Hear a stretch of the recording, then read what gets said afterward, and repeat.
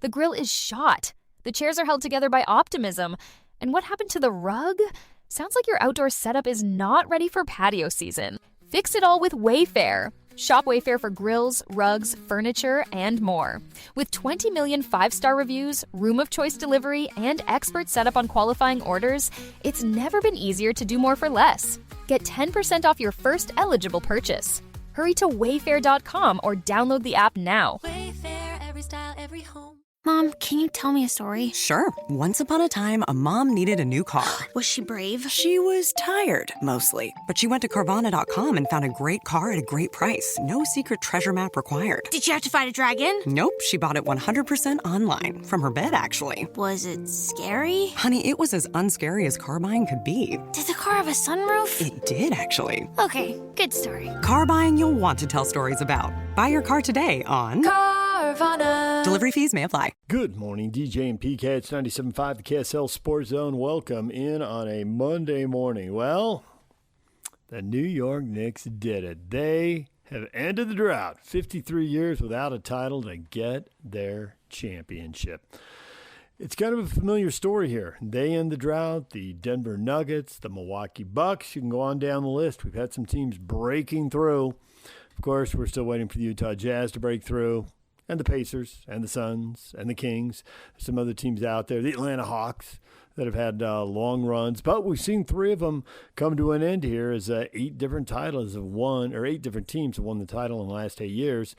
And the Spurs looming out there as potential 9th champion in 9 years. We'll see if they're able to bounce back from this defeat and figure it out and get across the finish line. But the Knicks did.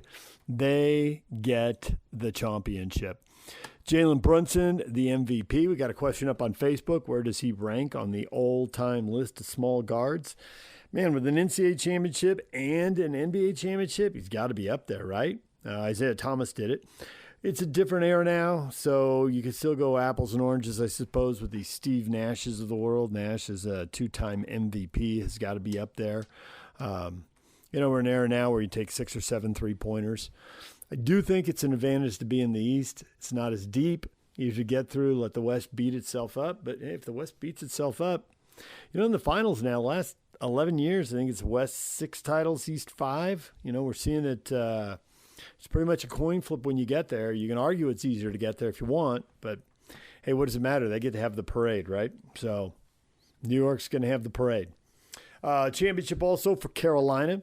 The Hurricanes shut out Vegas, dominate in Game 6, 3-zip the final. They win the series 4-2, so they get the Stanley Cup. So we have our champions, and what do we do next? We move on to the NBA draft. I know, we're closing in. What are the Jazz going to do? Who will be left? What will happen to number 1? Will there be any trades? So many questions. We'll get into all of that coming up. Coming up, we're going to hear from David Locke, radio voice of the Utah Jazz. All sorts of fired up. We talked with him on Friday. We're going to replay that conversation for you next. He's got a lot of opinions. He's top 4. Who's going to be the best player? Who has the chance? It's 2 different things. Who will be the best player? If everyone hits their potential, who will be the best, right? And if things go wrong, who's guaranteed of at least being somebody, It's hard for me to believe that Cam Boozer will be nobody in the NBA. That if he isn't the best player, if there's better athletes or whatever, but I just can't see him being bad, He's got to be a good, solid player. So there's some guarantees there, I think. But, as soon as you say there are guarantees and you go, comma, I think, doesn't feel like much of a guarantee, does it? Nonetheless, that's the one I feel best about as far as, man, if you just want to make sure you don't get it wrong. But I don't think when you're drafting here, that can be the attitude. You got to get it right. Who is the best player? They've got these huge staffs and all this time, all this video, all this analytics, and help a player get better. So we can sit here and have our opinions, but what we don't get to see the medical stuff, and we don't get to talk to the players, and we don't get to have the resources, the time and the money to go out and talk to 20 or 50 or 100 people who've known them growing up. What are they like and all that? Because you'd like to get some answers there and think, okay, I see the trapdoors. I see where this could go wrong, or I see why this guy is a virtual lock to be great.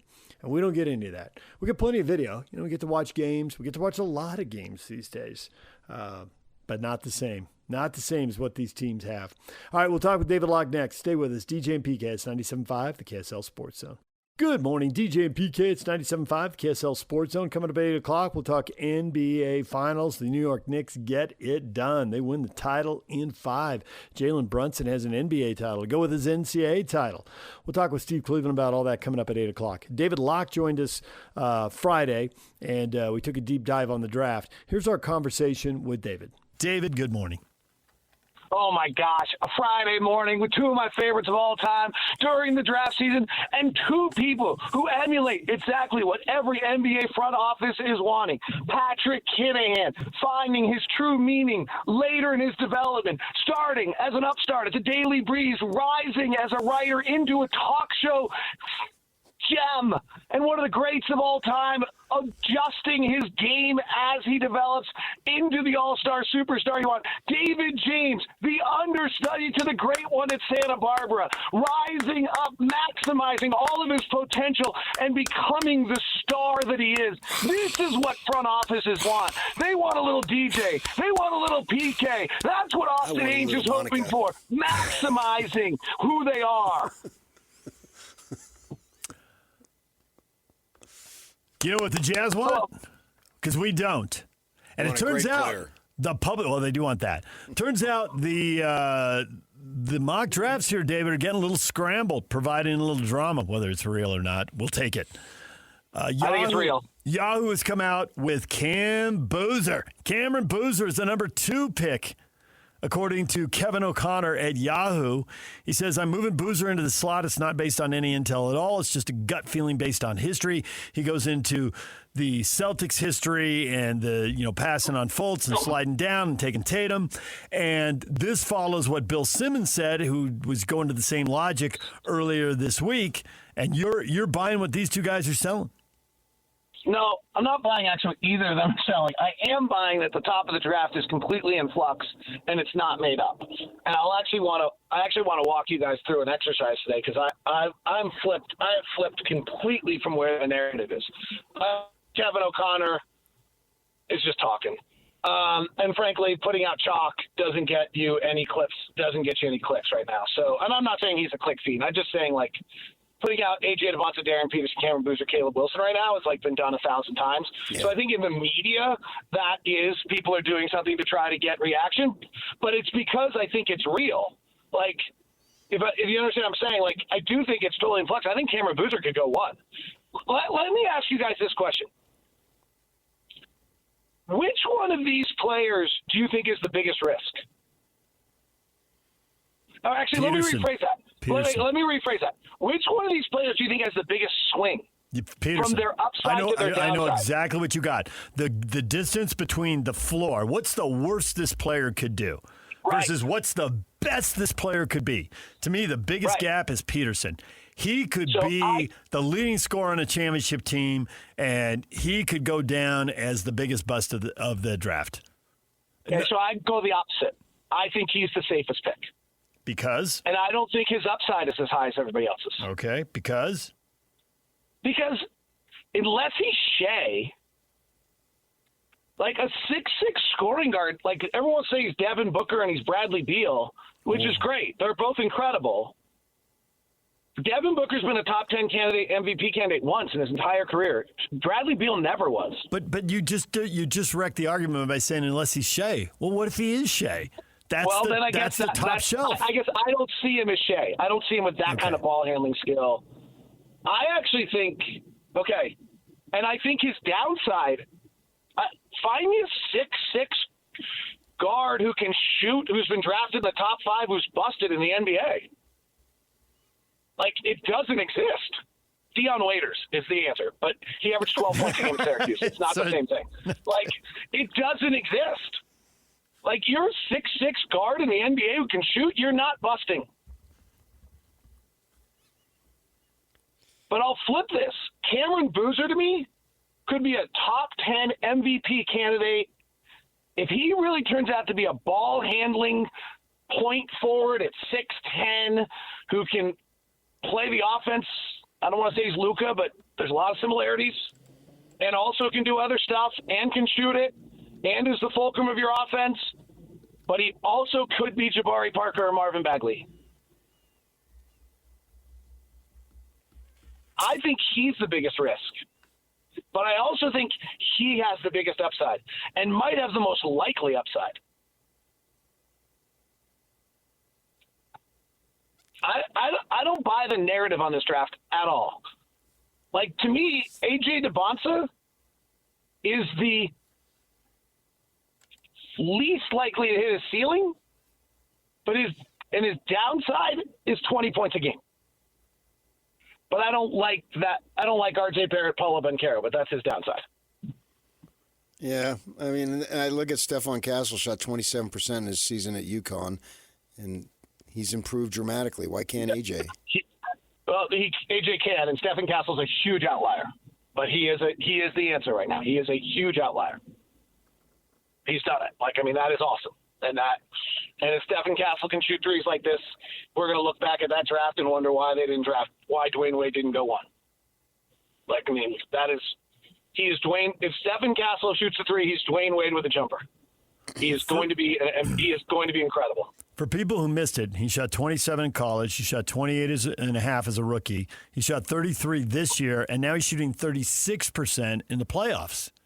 I mean, the arrow is so up on this guy. It's fantastic. It's incredible. It is, but let's give me a larger sample size. I get it, but that's all he's played. That's all we've got. But it's like all you can do is get better, and it's like, well, this guy seems like he's getting better every month. Right. I think the 36 is really appealing. He would be truly one of the first guys. Tyrese Maxey didn't shoot great in college either. He'd be one of the first guys in the last 10 years to make this swing. Like, guys that are below the 40th percentile in catch and shoot in college, almost none of them become 35% or better shooters in the NBA. But Castle might do it. And if he does, he's incredible. You're not drafting a sample size. You're drafting a player. Right, but I'm going to draft a sample size of 10 years worth of data that shows me that someone's not a good catch-and-shoot shooter in the European League, the G League, Overtime Elite, or the college, that they don't become above-average NBA shooters. I'm going to look at that data size, and at least I am, going to think there's something and really take that in and really think about that. Okay, but I've got two competing storylines, David, and one of them, they can't both be true. There's one where they can't get better, but the other one where I'm told there's a bunch of talented coaches and directors. They've got great facilities. These people are in at 7 a.m. every day all summer working on getting better. And the players are really into it. They're really conscientious in a way that maybe previous generations weren't, quite frankly. But these guys are, and they're super invested in getting better. So I'm buying that at face value, but that makes me think there can be more castles because they got the facilities, they got the coaches, they got the dedication. They can do this. Build a castle. Or that whole storyline is a bunch of smoke to make us feel good about bad teams.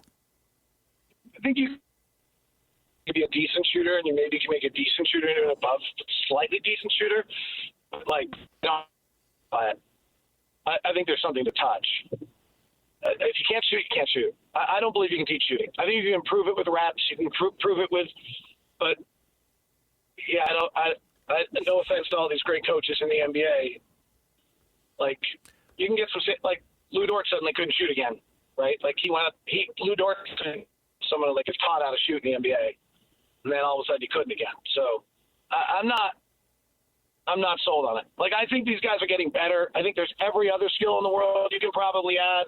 Your handle can improve. Your balance can improve. Your strength can improve. Your condition can improve. But frankly, you think there's something to touch, and you either have it or you don't. And I'm probably on an island. Particularly most coaches want you to believe, and I'll hear about this, and I'm sure some of my coach colleagues / friends. Yeah. But I don't buy it. I don't think you can teach shooting. I just don't, and the data tells me I'm right. And the data is there for everybody. And SGA, who you already brought up as the high example, went 11th in the draft, and before he was even anything close, he was traded twice. So there's holes in all these theories. Yeah, I mean, you guys, we can play this bull. Wait. We can play this bull crap game and decide to take the one-offs all the time. We can do that. That's fine. Pull the one-offs out of the air every single freaking time. That's great. We can freaking do that. That's great. Super fun. Okay. But a really crappy way to evaluate talent. But yet they had all that data, and he still lasted the MVP until the 11th Shea wasn't pick. a horse. Shea wasn't this bad a shooter. Shea's not on the list of guys who are. PK, we can play this game. I got 10 years of data. If you shoot below 40% on your catch and shoot, you don't end up being an NBA shooter. Stephen Castle might do it. Tyrese Maxey did do it. But you don't find it. You just don't. Okay, I understand that. And that's on shooting, yes, and you're right. Yes, but yet there were still negatives on SGA. My turn. It's AJ DeBonsa, my turn. AJ DeBonsa shoots 38% from three. He's a top 5 MVP candidate every freaking year. If he shoots 38% from three, he's one of the 5 best players in the NBA. He's unfreaking stoppable. Agreed. He's not going to do it. He's not going to do it. He's not going to do it. Okay, that Is he to me, gonna do it? that to me is the question here, David, because he's shooting 33% in college, right? If he's that in the pros, right? But if he moves it to 35, it's a big deal. If he moves it to 37, it's a bigger deal. If he moves to 39, and 40 is elite, right? There's 40 guys shooting 40%. He doesn't ever have to get there. Like, every time he moves it up a couple points, he makes himself so much better. And I get your point about one-offs, but the fact is, if you hit on a one-off, it can make a coach's career. It can make a GM's career. It can make an owner a decade. I get your point. Like, if you got to make 100 of these decisions, but there are moments where the swings are bigger and the situation is bigger. And in a loaded draft, if you get the right guy at number 2, I get your point about playing the odds. You're talking to someone who's been playing the odds for decades on the radio, so I totally get it. But I got to acknowledge here, if they hit on the one-off, they're setting themselves up till 2040. It could be glorious if they're right. You got to be right about the one-off. You know, and okay, at the agreed. Yeah. Two thoughts here. Yeah. One, the more likely scenario is he shoots 31, 32, 33% from three, and you have some variation of Paulo Banchero, RJ Barrett, Pascal Siakam. You got to figure out how to use them. Okay, and that's not easy, right? Right. Like that's his downside. It's still 20 points a game. It's still an all-star. But if I'm shooting, part of my point here is if I'm shooting the one-off, then I might be shooting Cameron Boozer. Yeah. You want my one-off? Yeah. My one-off is that I just found a 6'10" point guard who can run the offense, is a culture changer, is going to wins at every level, can shoot the three. If you find big guys that play the handoff game that can actually shoot, Nikola Jokic and Karl-Anthony Towns are kind of the only two in the NBA right now. They're the two best handoff guys in the NBA. If you play the handoff game with a big that shoots, the offensive numbers are incredible. If you can invert your offense and have Boozer play the pick and roll and overpowers the smaller guards all day long going to the basket because everyone switches, if you can have Boozer suddenly take advantage of switches in the post, you might have a 20-point, 10-rebound, 10-assist one-off as Cameron Boozer. I think there's more likely, if you want the big swing, my big swing is Cameron Boozer. My big swing is not AJ DeBonsa. My big swing is Cameron Boozer. If none of these guys project out to their best, if they all fall to their floor, and if they're all the worst versions of these draft projections, Boozer's the best player. And I disagree. I disagree with you on that too. What? I think Boozer's the highest bust potential. Okay, we're not talking about that. We're not talking. Yeah, okay. No, you just but said it. in Go the to worst their case floor. scenario, Right. Worst case scenario, Darryn Peterson is Jason Richardson. Worst case scenario, AJ DeBonsa's RJ Barrett. Worst case scenario, Cameron Boozer's Jabari Parker. A worst case scenario, Peterson is Ja Morant, and I can't figure out what's going on, and I don't even know if he's going to be out on the court or if he's going to be missing weeks or months at a time. I mean, the worst case with Peterson is horrible, and hopefully it doesn't happen, because the best case with Peterson is he's out there just lighting it up, scoring 30 points in the conference finals and the NBA finals, which would be way more entertaining for me. There's some level of this conversation where the medical stuff I'm just assuming is okay, right? Yeah, we don't know that. We don't know that. If they know something medically, if Cameron Boozer's got a knee problem that they know about, you know, if Boozer's put on a tremendous amount of weight in the last 2 years. Like, is that a concern? That's what happened to Jabari Parker, right? Like, and then he had a knee problem. So, like, if there's something medical on any of these four guys, we probably should be talking Caleb Wilson here too. Then yes, all the conversation goes off. So, in regards to floors, I'm not including medical. Okay. And I don't buy. Like, I've seen players who I've watched on tape and thought to myself, like, oh, they don't want to play, or oh, they don't want the ball, or oh, they don't want the big moment, or whatever, right? Like, oh, they're having an anxiety attack literally on the floor right now. It's happened. I don't see any of that in Darryn Peterson. Late game, he goes and gets the ball. Late game, they go give him the ball. He pulled himself out of games and clearly had something going on medically where he was uncomfortable. But it did not, when I watched their close games, it did not manifest to me as a player who was ducking out of big moments or trying not to have the ball. I get your point about one-offs, but I'm going to defer to PK right here because mentality matters. And the Ainge's mentality, whether it's Danny or it's Austin or it's both of them together, I don't think they do the safe thing. I think they think if we stare at this puzzle long enough, we will figure it out. And if one of these guys is a one-off, they think they will figure it out and get the right guy for the next 5, 10, 15 years. They'll figure it out. And it may go against the odds, and I get it, and I totally get playing the odds. PK, correct me if I'm wrong here. Is that how Austin and Danny are going to roll, or are they going to stare at the puzzle until they figure it out? And if they take a flyer, they take a flyer because deep down they think they're right. And you only have to be right one time to justify the draft. Be right with your pick. And you must be right this time. Yeah. So I'm banking on that, too. By the way, I've studied this concept that Kevin O'Connor and Bill Simmons, our two Celtics homers, want to talk about all the time, about the draft history of, like, Danny Ainge. And somehow as though Austin Ainge is a clone. Because this is the first thing I would say is anytime I hear somebody in the national media talk about Danny Ainge's decision, they're not paying attention. This is Austin Ainge's decision. Like, Austin is running the show. Danny works for Austin. And, really, Austin has said multiple times that they sit around and argue out players every day, all the time, and it goes back for years. It's just, yes, and this is but this is Austin Ainge's legacy right here. Yeah, like this pick will if Ace Bailey and this pick hit, Austin Ainge's legacy are set. And if this pick and Ace Bailey don't hit, frankly, Austin Ainge's legacy as a GM is set. Like that's truthfully what we have here. So, first of all, anytime I hear anybody in the national media start talking about, well, Danny Ainge's history says this, great, that's what you know, but don't think it actually has any impact today. The second thing is, if you even do study the Austin Ainge, Danny Ainge, there is no pattern. Again, we can do the one-off where we just talk about Jason Tatum, Markelle Fultz, one of the greatest trades of all time, but there's no pattern. He's drafted Fab Melo and Terry Rozier. Go back and look at it. If you actually analyze it, there's not a pattern. He drafted Aaron Nesmith. Okay, but that's a totally different player than Terry Rozier. Like, there's just not a pattern here. It's not true. We've been told we have to go to break like 17 times. I guess we better go to break, David. Why would you go to break? This is the best radio you've done in 10 years. And that's why we've got so. No, it's not 10 years. You've been really good more recently than that. Okay. Well, you got it's going. about time someone stood up to you. You know what the problem is? You know what the problem is for the two of you? When you get to the top of the mountain, you have no one around you who will say no. You should be thankful that you have me. We are thankful we have you.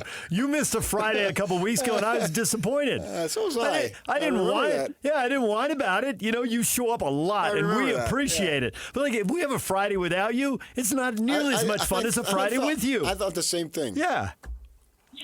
At least I know this. You got your money's worth out of this appearance. Nice. All right, David, thank you. Have a good weekend. We'll talk to you. All right, there is David Locke from Friday. We'll have more on the NBA Finals and the Knicks winning it all with Steve Cleveland coming up at 8 o'clock. Coming up next, Chancellor Johnson covering the Big 12, Texas Tech. Wow, what a story. It just keeps blowing up. Talk with Chancellor Johnson next. Stay with us. What is that? Yeah, it's a World Cup holder. Like the soccer tournament World Cup? Holder. For the world. Fits every car, holds every cup. It has a Carvana logo? Carvana made it. They buy and sell cars, so they made a car cup holder. So, got any good cups lately? I used to, just couldn't figure out where in the world to put them. The World Cup Holder, brought to you by Carvana, proud sponsors of the World Cup Holder. Sign up today to win yours at cup-holder2026.com. Not authorized or endorsed by FIFA. Not a real product. For parity and fair use purposes only. We have the tech to get food delivered in 15 minutes, but we all have horror stories about buying tickets. The Game Time app gives fans the advantage. Get amazing tickets in just a few taps. Fees are included, so what you see is what you pay. And the Game Time guarantee means authentic tickets at the best price every time. Take the guesswork out of buying tickets to concerts, sports, comedy, and more with Game Time. Download the Game Time app and create an account for $20 off your first purchase. Terms apply. DJ PK, we're joined now by Chancellor Johnson, Big 12 host. Chancellor, good morning. I want you to know I think you're getting a raw deal here. Good morning, fellas. Why is that? Well, because there's a certain schedule, and we all know how this works. March is about the madness, and you've got to work a lot then, right? April is about spring football. You got to work a lot then. May, softball and baseball playoffs, 64-team tournaments, lots of Big 12 teams involved. June is about vacation. July is football media days. August is camp. September, the games are on, and the schedule takes care of itself. June's about vacation. What are you doing chasing this Texas Tech nonsense all around, having to read all this stuff, talk to all these people, and try to keep up on this? This is crazy. This is your vacation time, Chancellor. You're getting a raw deal here. I am, but listen, I have always had a good work-life balance. I'm still taking my vacations, right? I'm still going out and enjoying my time with my wife, my family, and friends. But yeah, it's a mess down there in Lubbock, and we'll see how it shakes out. But you know, it's certainly a mess over there over at Texas Tech. Well, Chancellor, you're home. And I know your work ethic is so friggin' strong. And you may saying, what are you talking about, that idiot up there in Salt Lake? Well, brother, there was a time, and I call you brother because you are my brother, a time well before your time, but nevertheless, a time when I, too, walked the campus of Arizona State because I am an Arizona State grad, my brother. So welcome. For itself, I like you guys already, particularly. Absolutely, yes, sir. The audience is so sick of Sun Devil stuff with him. He searches in everybody's bio. We got a devil here. I even told him a couple minutes ago in the break. You know this guy's a devil, right? And he's like, "Oh, I know. I'm on it." I imagine you were probably, doing your thing out there in Tempe. You had a great time, as did I back in my days at Arizona State. Is that accurate? Yeah, and I was born back east, but I moved to Phoenix for high school, so it's my home too. I mean, nice. My wife's actually one of the rare natives of Phoenix, and so that's where my roots are. I was just there last week, as a matter of fact, at a family wedding, so they run deep, and I've followed the Cronkite grads as they've scattered in their jobs and so forth. So, and I see them, and especially with social media, it's easy to follow. And all kidding aside, they do have an excellent program to train people. And you're the best. I got to stop you there. The best. If you want to go the best, I'm fine with that. But I know that you trained, and you were trained well, and now you're reaping the benefits of that, and that's a cool story. And so here we are. We're talking about, and you're eyeball deep in basketball, and we want to get into that because there's a couple of players in the Big 12 that could go 1-2, and it's affecting our Utah Jazz. So there's a local story, and I've been around for a long time. I was there when they were a Pac-10 school, obviously, and here we are with Utah being in the Pac-12. Now they're in the Big 12, and I've covered all these media events. And the thing that makes me, I don't know what the word is, but it's not something. I want to go to the Star in Frisco in about a month and talk about football, but I'm wondering if the whole thing's going to be hijacked by this Texas Tech Brendan Sorsby thing.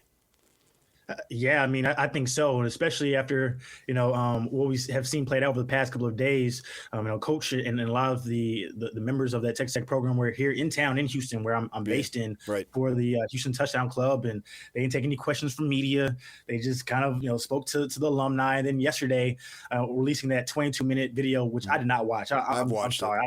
Look, I was enjoying my vacation. You mentioned some of that work life. I mentioned some of that work life balance. I've been able to read enough of it, but the thing is, it's not going away, and they can try to kind of gaslight people and act like it's, hey, we're helping this kid, and I think, look, get Brendan Sorsby his help, but that doesn't mean he has to be on the football field while he does that as well. That's my personal stance on it. But as we get into Big 12 media days, as we get into the season, as I just mentioned, this thing's not going away. And Big 12 programs and the coaches and athletic directors, they're clearly making sure that it does not go away unless Brendan Sorsby does and he doesn't play on the football field. Good point. Yeah. I think the fact that you're in Houston is really interesting because in Lubbock, I can imagine everybody's rallying around Texas Tech. And you go to, Wasatch Front, Utah and BYU fans are just shaking their head like, this is a rare time Utes and Cougars can agree. They're like, how is this possible? How is that court decision possible? But in a place like Houston where there are a lot of tech people, and we've seen the Attorney General, I wondered if there were any politicians who were going to stand up to Texas Tech, and the Attorney General is going to stand shoulder to shoulder with them. There've got to be a lot of Texas and Texas A&M fans there who are shaking their head thinking this is horrible in Houston, but there's probably also a bunch of Tech fans there. What is the vibe there, and have anybody got any insight into how money and power in Texas might influence how this goes forward, if at all? Well, money and power in Texas, they go hand in hand. And so, it rules a lot. And we see that with Cody Campbell, kind of leading things over there with that athletic program and the influence he's had on the Big 12 since he's really, kind of taken over there, in Lubbock. And so, as far as Texas Tech fans, they're riding for their guy. And obviously they have playoff and championship aspirations. And they believe that they can get there, with Brendan Sorsby. While, everybody else outside of Lubbock and everybody else who is not a Red Raiders fan understands how when you gamble on the game and you're a player, the precedent has always been you can't play. And so now with Texas Tech trying to find these excuses and make it seem like, it's not that. Once again, anybody outside of being a Texas Tech Red Raiders fan, they're not buying it. And the thing is, I'd rather they just kind of stand on it instead of trying to make people kind of, try to convince them that this is going to be right. I will say, however, though, the thing is that Brendan Sorsby is supposed to be eligible to play potentially by week 3. Yeah. And so who do they play? The Houston Cougars. So I think U of H has a lot of fans that will be rooting for them if that is the case, if Sorsby does end up playing. Yeah, there you go. That's for sure. No doubt about that. Coming from the East Coast when I was younger, much younger, and older family members and extended family, I know gambling is such a big deal. And I learned it's harsh to say, but when it comes to gambling, when hardcore, and in this case, a self-admitted addicted gambler, as the Texas Tech people said in that video, and I watched the entire thing. Good for you. I know I'm cautious about trusting them when they're talking about gambling because they're gamblers. And I learned you don't necessarily believe what they say. And so on one hand, they're going to tell us, oh, this is an addiction, and we're trying to help this young man, which is great. Everybody likes that. But on the other hand, they're saying, oh, and they told us in the video, they've put limits, parental guidance, basically, on the phone, so he can't look at different websites and whatnot. So they're sort of assuring us that this won't happen. Well, my experience, if you have addiction, you cannot assure us anything because it's an addiction. So they don't even realize that they're talking out of both sides of their mouths because it's an addiction, so we're here to help. But we know addictions, people fall off, but yet they're basically telling us, oh, no, this won't happen, and we're going to love him to death, so we'll make sure. And I don't even think they understand that is a contradiction of logic right there.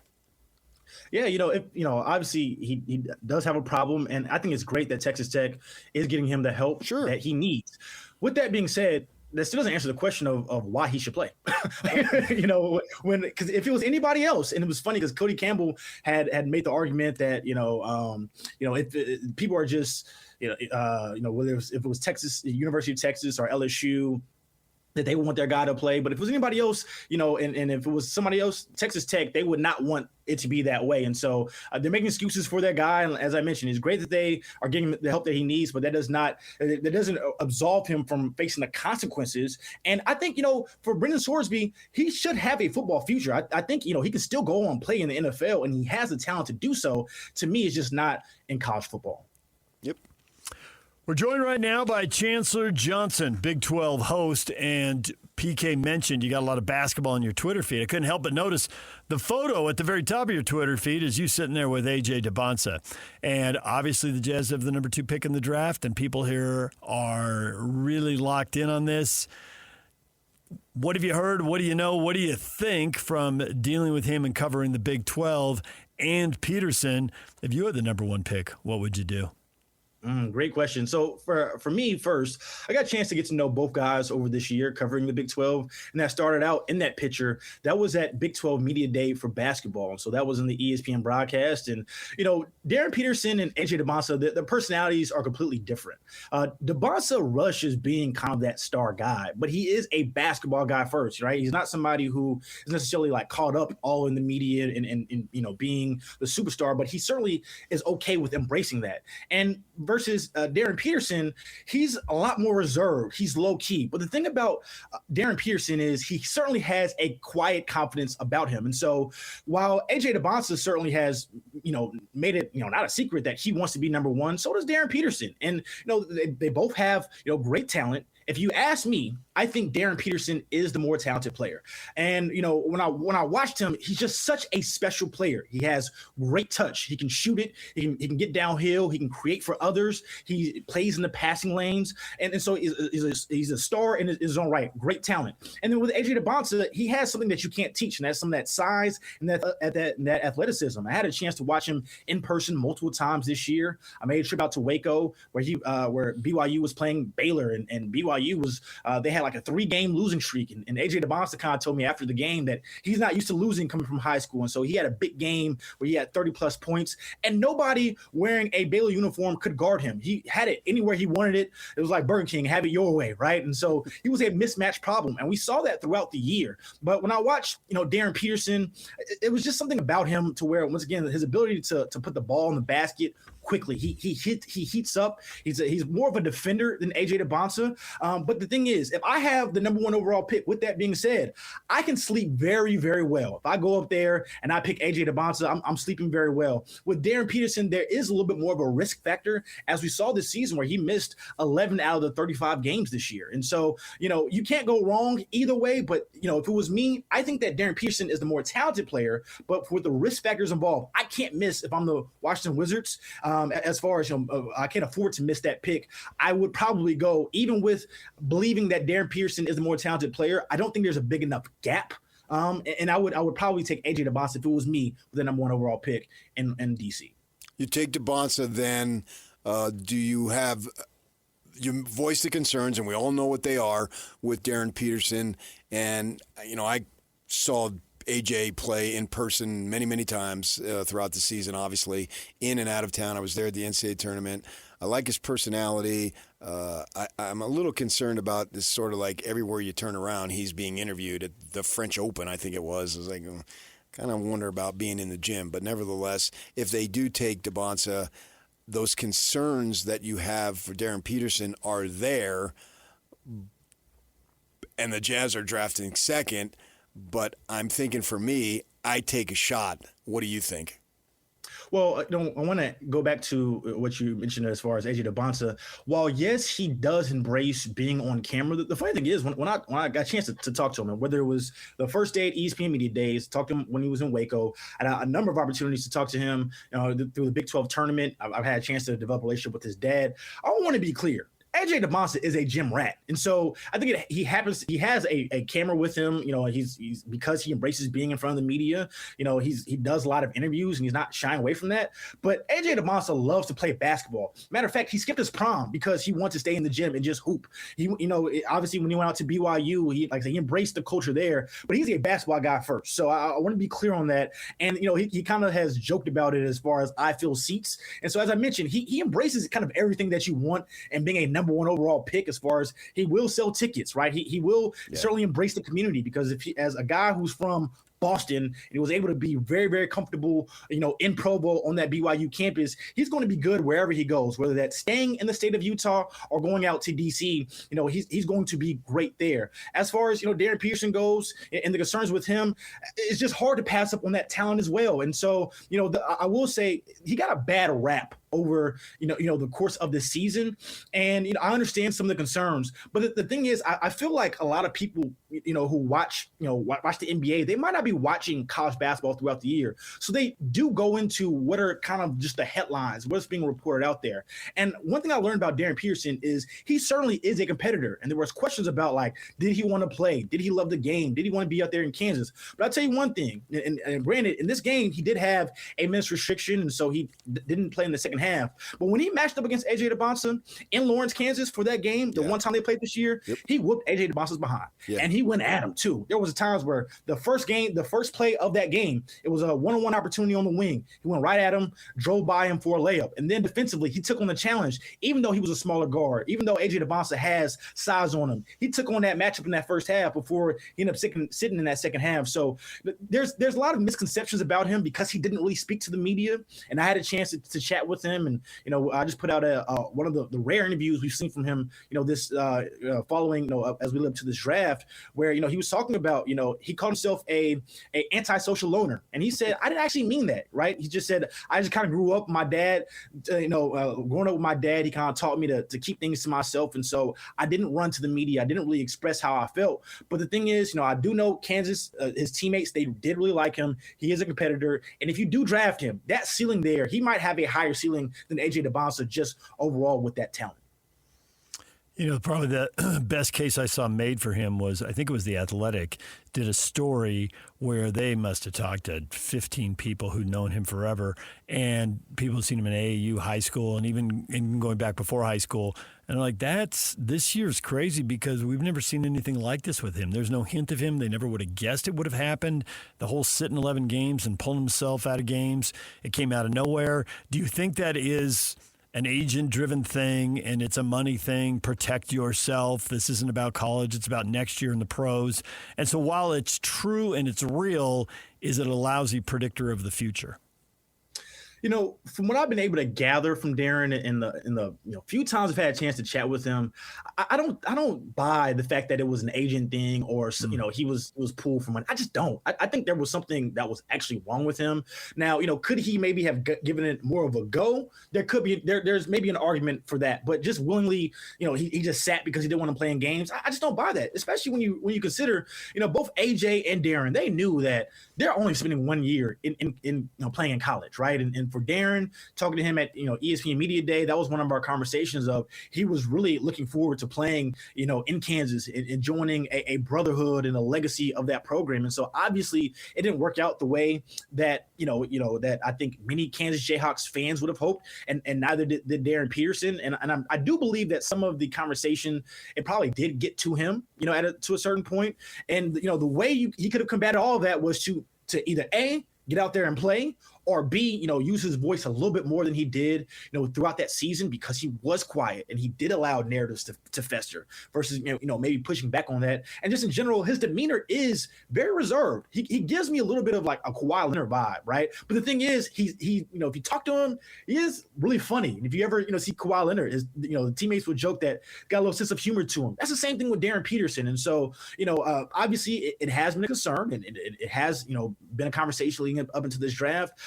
I think obviously once you get there, you get to the highest level when it comes to the NBA. I'm not as concerned as maybe other people are, but it is a risk that you have to consider, and that's where we are today as far as in that debate of AJ DeBonsa and Darryn Peterson. Brett McMurphy has his predictions in the Big 12. They got the Devils. Brett has the Devils 10th. They're sleeping on us again, aren't they?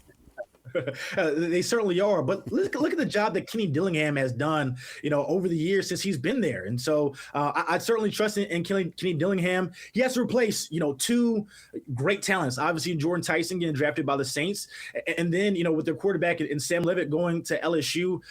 Listen, man, I'm so disappointed with the way that played out with Sam, winning the Big 12 his first year, teaming up with Kenny Dillingham, getting him to the playoffs, and then now just bolted to LSU. And he has to do what's best for him. So I'm not mad at him for that. But it is a shame that, a guy like Sam Levitt, he would have been a guy that would have had his name, up there, up to some of the other greats that we've seen at Arizona State. So it's disappointing to see him gone. But I'm super excited to see what King Dillingham does this year.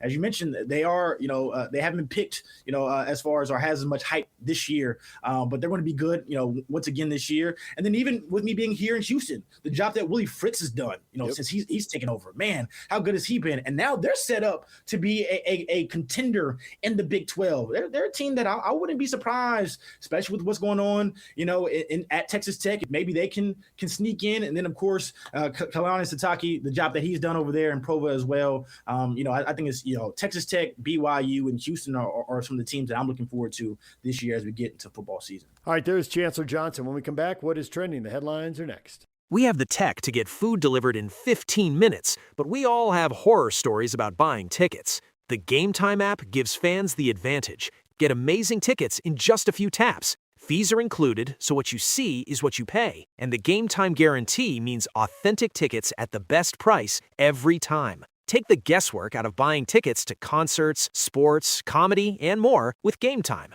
Download the Game Time app and create an account for $20 off your first purchase. Terms apply.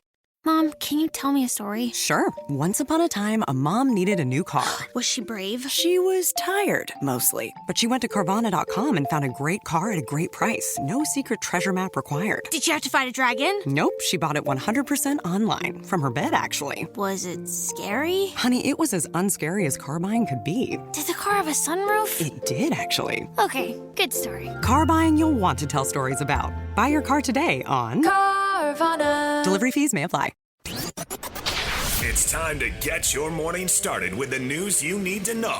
News update. This is what's trending with DJ and PK. Hashtag NBA.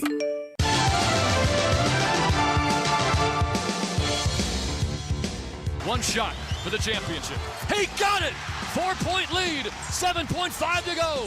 De'Aaron Fox across midcourt with 5. Left wing handoff to Wembanyama with 2. Takes a 3 that he misses too strong. It's happening, Knicks fans. It's happening. It's been 53 years. But for this moment, it was well worth the wait. A playoff run that'll go down in history and a team that will live forever. Next stop, the Canyon of Heroes. The New York Knicks are NBA champions. Knicks beat the Spurs 94-90. They win the NBA Finals in 5 games. Jalen Brunson goes for 45 in the clincher and is named Finals MVP. Knicks fans get their championship after 3 years. 53 years. 53, similar to... Minus 50. Similar to what Milwaukee and Denver did, but different because it's New York. Denver got one? Denver got a championship after, I think it was like 46 years or something. The NBA? In the NBA. When did Denver get a championship? Denver Nuggets? 3 years ago? 4 years ago? No. Before that. No, it was the first one ever. Oh, that's what I'm saying. So it's not like that. Well, in their 46 years in the NBA. They didn't have one to go back to in 73. Okay, but their fans had waited. That's confusing. The Bucks got one and Denver didn't, and you lumped New York into it. Yeah. Yes. They're fans. We are happy this morning. Joyous. Dancing in the streets. Well, rioting in the streets, but then it's whatever, It starts as dancing, then it gets a little more violent than that. Yeah, that was the best performance in a clinching game series finals since Magic Johnson in 1980. Passing up Jordan, huh? Yeah, Jordan was like 13 of 87. 13 of 87. I mean, the last couple of minutes were outstanding. Yeah. But Brunson was outstanding the whole game. Yep, and he had it going on. Karl Anthony Towns in foul trouble, never really got anything. I said to myself, man, when he fouled out, I said, that's probably a good thing because he's not doing much offensively, and putting in Mitchell Robinson's a better rebounder. He's more ferocious because he's in the league to rebound, and that's exclusively it, and play defense. And sure enough, he gets the offensive rebound off a missed free throw. That helped them. So Brunson is a role model for everyone, especially young people. He doubted every step of the way. Work, and then work some more. and prove all these doubters wrong. And look what he does, man. That is something that you could point to, not just in sports, but in life. He's too small. He's too slow. I mean, hey, here's what I got to say to you, Becky Hammond. Ha! Do you think that what he did is the new way going forward? Because the rules are different, the game is different now, or is he the one outlier who comes along every 20 years or so? I think great players come along not every year, but whatever time frame you want to put in. So I think great players can find ways to succeed, and I think he's a great player. I'm not going to put him in any box. He's a great player, and he did what was thought impossible for him to do, and that's just amazing. And you too, you're probably not in the sports, but in other facets of life, if you work super hard and do all that you're supposed to do and spend hours upon hours, you too can find success. Maybe you wouldn't find an MVP type of level of success, but you can find the success and have a nice, happy life, and that's what it's about. Odds are out for next year. The Spurs are the favorite, followed by the Thunder, Celtics, and Knicks. Of course, we'll have a draft, some trades, and free agency, and see what the rosters look like, but that's what the betting public is looking at right now. Well, I mean, I don't know about the Spurs. Wembanyama, this was just a bad performance by him. He wilted, and then he pouted. He cheap-shotted. He says something stupid to the media on the way out. Now, the saving grace is he's only 22 years old, so I'm not going to attach that to him for the next 10 to 12 to 15 years. But he needs to grow up, and he needs to clutch up. 1 for 7 for 4 points in the last 2 minutes of the close games in this series. Not nearly good enough. No, he's a non-factor. It's 22.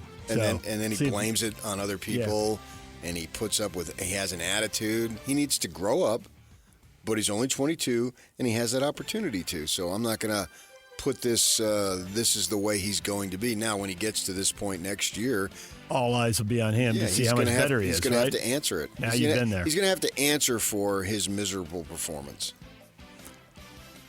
James Harden arrested early Saturday morning in Houston, charged with a misdemeanor unlawful carrying of a weapon after an unholstered gun was sitting in plain view on the seat of a car he owns. He paid a $100 bond. He'll appear in court again on June 22nd. So if it was holstered, it'd be okay? Yeah, I don't know. Probably not. But I don't know. Texas gun laws, you got me. He's got a contract for next year, but only $13 million of the 50 whatever million is guaranteed. He was expected to negotiate some kind of new deal with Cleveland. We'll see where that goes with these charges. Oklahoma City guard Nikola Topic, here's a sentence you're going to love, PK, underwent a minimally invasive spine surgery. Don't usually hear spine and minimally invasive put together in a sentence. He is expected to be cleared for training camp. He's had a lot of health problems, a knee injury, testicular cancer, and now a spine issue, all since being drafted in 2024. If you would have asked me 2 minutes ago who is Nikola Topic, I would have no idea. I have no clue who he is, so I have no idea. High draft pick, high hopes, but it's just been one health thing after another. The knee injury is kind of a traditional basketball injury, but the cancer in the spine, unusual. Again, no clue. I'm not all things to all people. DJ and PK. #NFL.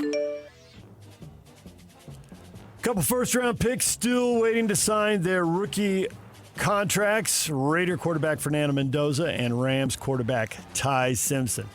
How much of the money do they get up front? How much of the money gets delayed? Although some of the delays don't seem like a big deal. You're getting the money in September, October, but they haven't signed yet.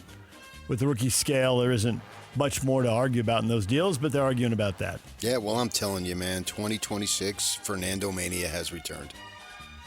But to Vegas, not to L.A. Will it sweep the country? Vegas is L.A. The burbs? Just hotter.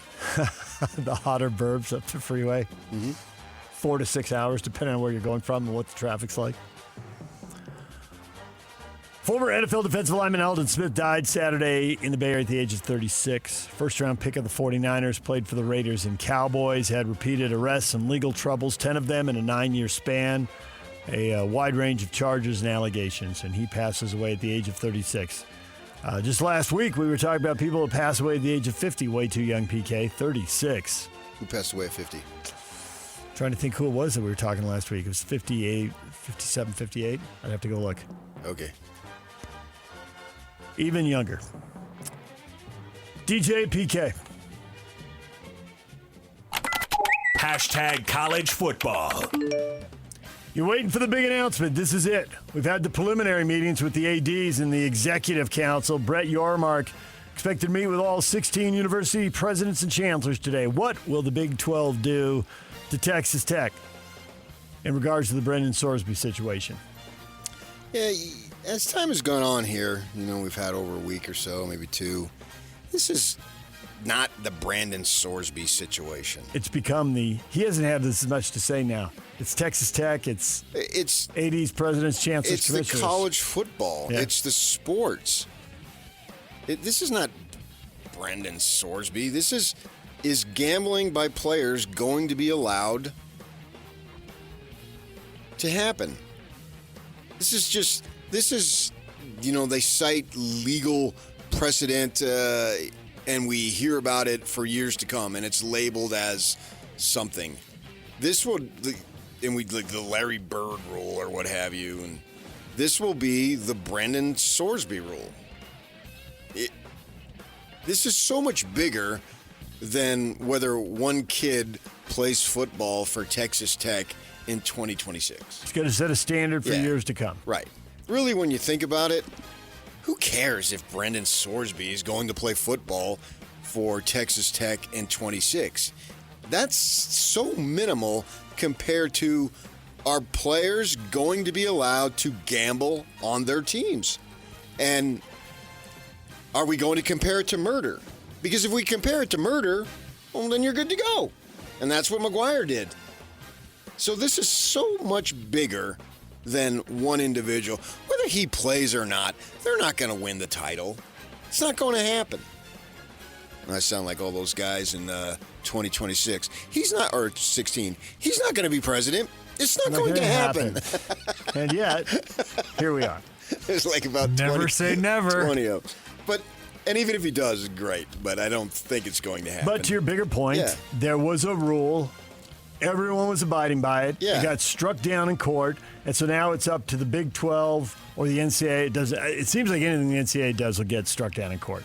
But can a conference do it? Because that takes all the antitrust. They don't have a monopoly. You can go play in another conference. Yeah. So what can the Big 12 come up with that the courts won't strike down to keep the rule in place? Maybe the NCAA can't have the rule, but if every conference has the rule, then we're in a similar situation. And so what are they going to come up with? And I expect after this meeting today, they're going to announce what it is. They must have options. Maybe they got a leading candidate and they know. I would think after that executive council, they didn't just shrug and leave that meeting. They've kept it quiet, but I assume they have a plan or plans. And I expect we hear about them after this meeting. Yeah, so I look at this as far more important than Brendan Sorsby playing 10 or 12 football games. This is way more important than that. His name will be a footnote attached to this, depending on what happens, kind of the way Curt Flood. Because Sorsby brought it, so I guess why it's a Sorsby situation. It's him now. He brought it. Curt Flood a long time ago said I could be a free agent. Now free agency, we talk about a gazillion free agencies, and I don't think many people know Curt Flood. 95% of people couldn't name you Curt Flood. Right, and in 50 years, are 95% of people going to be known Sorsby if everybody's gambling? I mean, maybe he's setting a precedent that will hold up and change the sport for decades to come, which is what Curt Flood did. But you're right, 95% of the people don't know it. Well, and that's why when you say it's not the Brandon Sorsby situation, it's a great example of why. Whether they remember him or not, it will be remembered as it's okay to get, as long as you don't murder somebody or DUIs. And, we know if you have all sorts of money, you can get minimal sentences on that. So away you go. And we're all going to be interested to see how it plays out.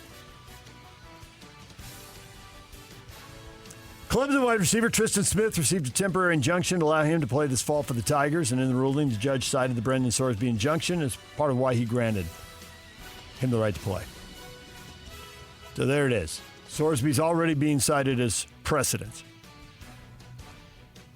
Going to be harder and harder for the NCAA to suspend people for any reason. Going to fall to conferences, it looks like. UNLV gets a commitment from Donovan McNabb Jr., son of the former NFL quarterback and Syracuse star. So, Vegas, baby. Donovan McNabb Jr., now wide receiver. All right, DJ and PK. Hashtag Major League Baseball. Colorado Rockies set a franchise record 23 runs in a 23-9 rout of the Athletics in Las Vegas. They played 6 games in Vegas, PK. The first the first game and the last game outrageously high scoring. In between, they were high scoring, but not bizarrely so. 4, 6, 7 runs, whatever. Does it lead to a little more concern about what Major League Baseball might look like in Utah, or you think this was just a fluke in Vegas? Well, I mean, they're still scoring 23 runs in Colorado. But, I mean, some parks, the one that Hank Aaron played in Atlanta, they call it the bandbox. Right. Some are smaller. Hitters Park. Down the line in Fenway is 305. Check swing. And that's what they were saying about this ballpark, because it's smaller dimensions. Too small. Don't put it on the couple thousand feet of elevation. Yeah, I mean, it's a non-retractable dome that they're going to have. So you can control it a little bit more, and so I'm not worried about it. Miz, outstanding performance. Brewers get the one-hit Maddox shutout. Jacob Mizorowski, 95 pitches, 15 strikeouts, a 6-zip win over Philly. 95-pitch one-hit shutouts are pretty rare, PK, but you throw 15 strikeouts in there. Usually you think they get a lot of first-pitch outs, ground balls or whatever. 104 in there. That's what it is. I mean, he threw 104 mile an hour. He throws massive gas. I mean, this is the way it is. We'll see how it goes. I mean, I'm going to put Milwaukee as if they get in, which I think they will. They're going to be dangerous because they have this kid named Harrison who's left-handed, also, and he's really, really good. I've watched him pitch. So you get a 1-2 combination like that. Shades of your Diamondbacks years ago. In all series in the postseason are short. In the postseason, I should say, they're all short. Even if it's 7, that's short because you can make it shorter with those two. You run those two out there twice each. They're going to be tough to beat. So we'll see how this plays out. But man, he's something, and Harrison is right behind him. Bees beat the Reno Aces 11-10 in the series finale. Tacoma up next. They get today off, and they'll start a 6-gamer with Tacoma tomorrow. DJ and PK.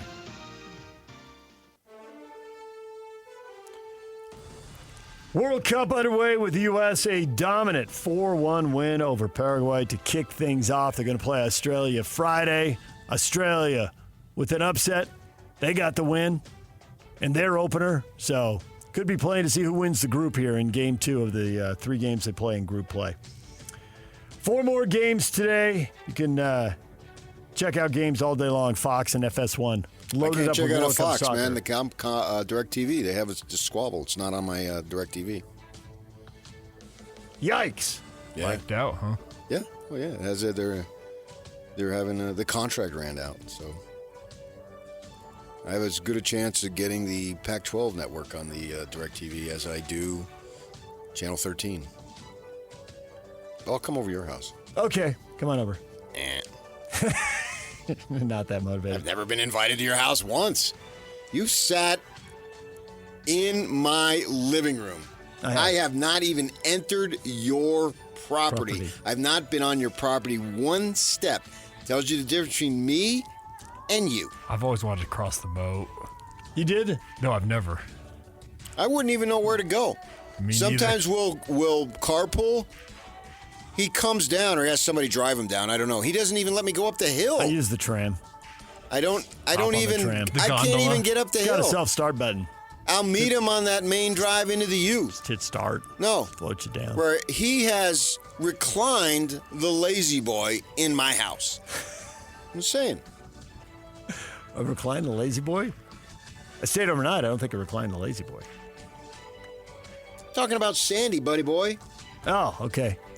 I don't remember reclining the Lazy Boy. Well, you did. Oh, okay. I remember you did. Okay. When we had the kids, you brought over like 5 million pounds of food. I do remember that. I had to go out and rent another refrigerator. Well, milk is expensive. DJ and PK. Hashtag golf. Bud Colley wins. First time in more than 200 PGA Tour starts. Gets the victory at the RBC Canadian Open. 17 under par. Breaking through. It had been a long wait. Now he'd won like $15 million along the way. Because how many losers are there in pro sports? Well, golf's a little different, but, a lot of these kids, the guys, I should say, they're making a lot of money without winning. Yep. And there's one guy you can thank. Tiger! Put the old bicycle pump in all the purses and pull them up. Yes. You're right. I mean, you don't have to win. You just have to compete and top 10 finishes and so forth. You can find a way to make some serious money. But, that's great. And all the pressure's on them, and nobody can help them when they're out there. Nobody can save them. And you're probably not going to get a blue pit or bank a three-pointer. It's probably going to be because you made great shots. Yeah. Patrick Fishburne tied for 29th at 8 under. Tony Finau tied for 40th at 6 under. Mike Weir missed the cut. DJ and PK. Hashtag NHL. Carolina beats Vegas 3-zip, a dominant performance to clinch the Stanley Cup. They win it in 6 games. Jordan Stahl is the MVP, gets the Conn Smythe Award. He's the oldest player ever to win it at the age of 37. Carolina, the champs. Second best regular season record, best in the East, and they get to hoist the cup. Yes, they do. I watched that game.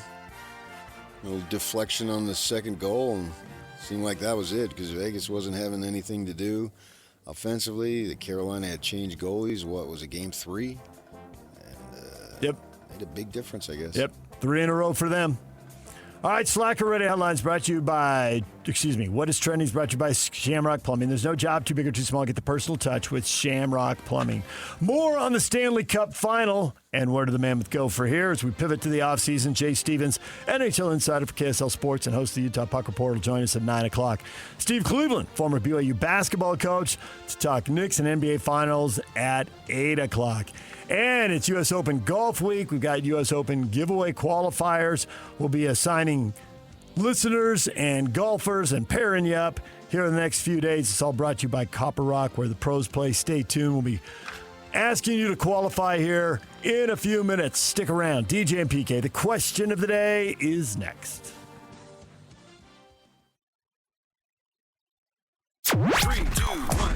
This is Scotty G and Coach Tim LeCoe. Joining us now, he is the athletic director at Brigham Young University, Brian Santiago. I got to imagine in a situation like this, communication is probably the best thing. Everybody just talking through and seeing if you can come to some type of resolution, correct? Guys, this is a super, super complicated issue that has kind of come into the forefront. Emotions are running high. Certainly everybody has a very strong opinion. Brett Yormark and the commissioner, the board of trustees, which are our presidents, the ADs, we're all communicating, and I'm confident the right thing will play out here. There's going to have to be an insertion of some logic here. I mean, there's way too much at stake. The word integrity keeps coming up over and over and over again, and that's why at the end of the day, I mean, I think the right thing will play out. Catch Scotty G and Coach weekdays from 10 to 2, presented by Mountain Land Supply on 97.5, the KSL Sports Zone. Hey there, it's Wayfair here, where delivery and setup are as easy as a few taps on your phone. You're relaxing in an old hammock, scrolling Wayfair's app, when you spot it, a brand new patio set. Next thing you know, Wayfair delivers it right to your patio and sets it up. Oh, you need a new grill too?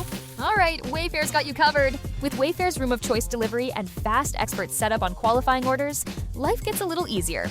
Visit wayfair.com or the Wayfair app. Wayfair, every style, every home. Hey, sweetie, your mother showed me this Carvana thing for selling the car. I'm going to give it a try. Wish me luck. Me again. I put in the license plate. It gave me an offer. Unbelievable. Okay, I accepted the offer. They're picking it up Tuesday from the driveway. I haven't even left my chair. It's done. The car's gone. I'm holding a check. Anyway, Carvana, give it a whirl. Love ya. So good, you'll want to leave a voicemail about it. Sell your car today on Carvana. Pickup fees may apply. Yeah, I'm leaving today. Go ahead, read your thing. I didn't want to step on New York, New York. I thought you were going to belt it out there. The KSL Sports Zone and Beehive Meals are honoring people that impact youth sports in our communities. Nominate the youth sports volunteer for the Beehive Meals Hero of the Week at KSLSports.com/contest and listen every Thursday afternoon to Jake and Ben for the winner. It's the Beehive Meals Hero of the Week. Yeah. I get choked up. I got choked up Saturday night. This is a big song. Every year at Christmas, we'd sing it and do the Rockettes. We'd get as a family, interlock our arms. Top of the heap! This is Frank. This is like hits right to the heart of what I'm about. Now you're choking up over your childhood. And my parents. Yeah. I mean, New York. You're a 10-year-old watching an NBA game with your dad again. Oh, man, I made it there. I just decided to come out here. Oh, I made it there. Jalen Brunson made it there. Yeah, this is the biggest of the big. And that was where I grew up to Madison Square Garden, literally would be like where we are right now to Lehigh. With the big river and a tunnel. But, And 20 million people. And that, yeah. I was going to say, it's like, and about 15 times some serious skyscrapers. And yet I lived in the country. It's considered the country. The grass was green. And the Knicks did it 53 years. They did it by a local guy. He was born there. So much to say about the Knickerbockers winning their first NBA title in 53 years. What have you got? Yeah. Dustin, I predicted Spurs in 5, and I'm happy to eat crow. It's always fun to see Spurs fans go home crying. With the 7'4" guy being the biggest crybaby. See you guys never? I know. Shut up. What was that? I don't know. Seemed petty, but whatever. Grow up. They're not the problem. You're the problem. You're not the victim. We're the victim for having to witness that choke fest.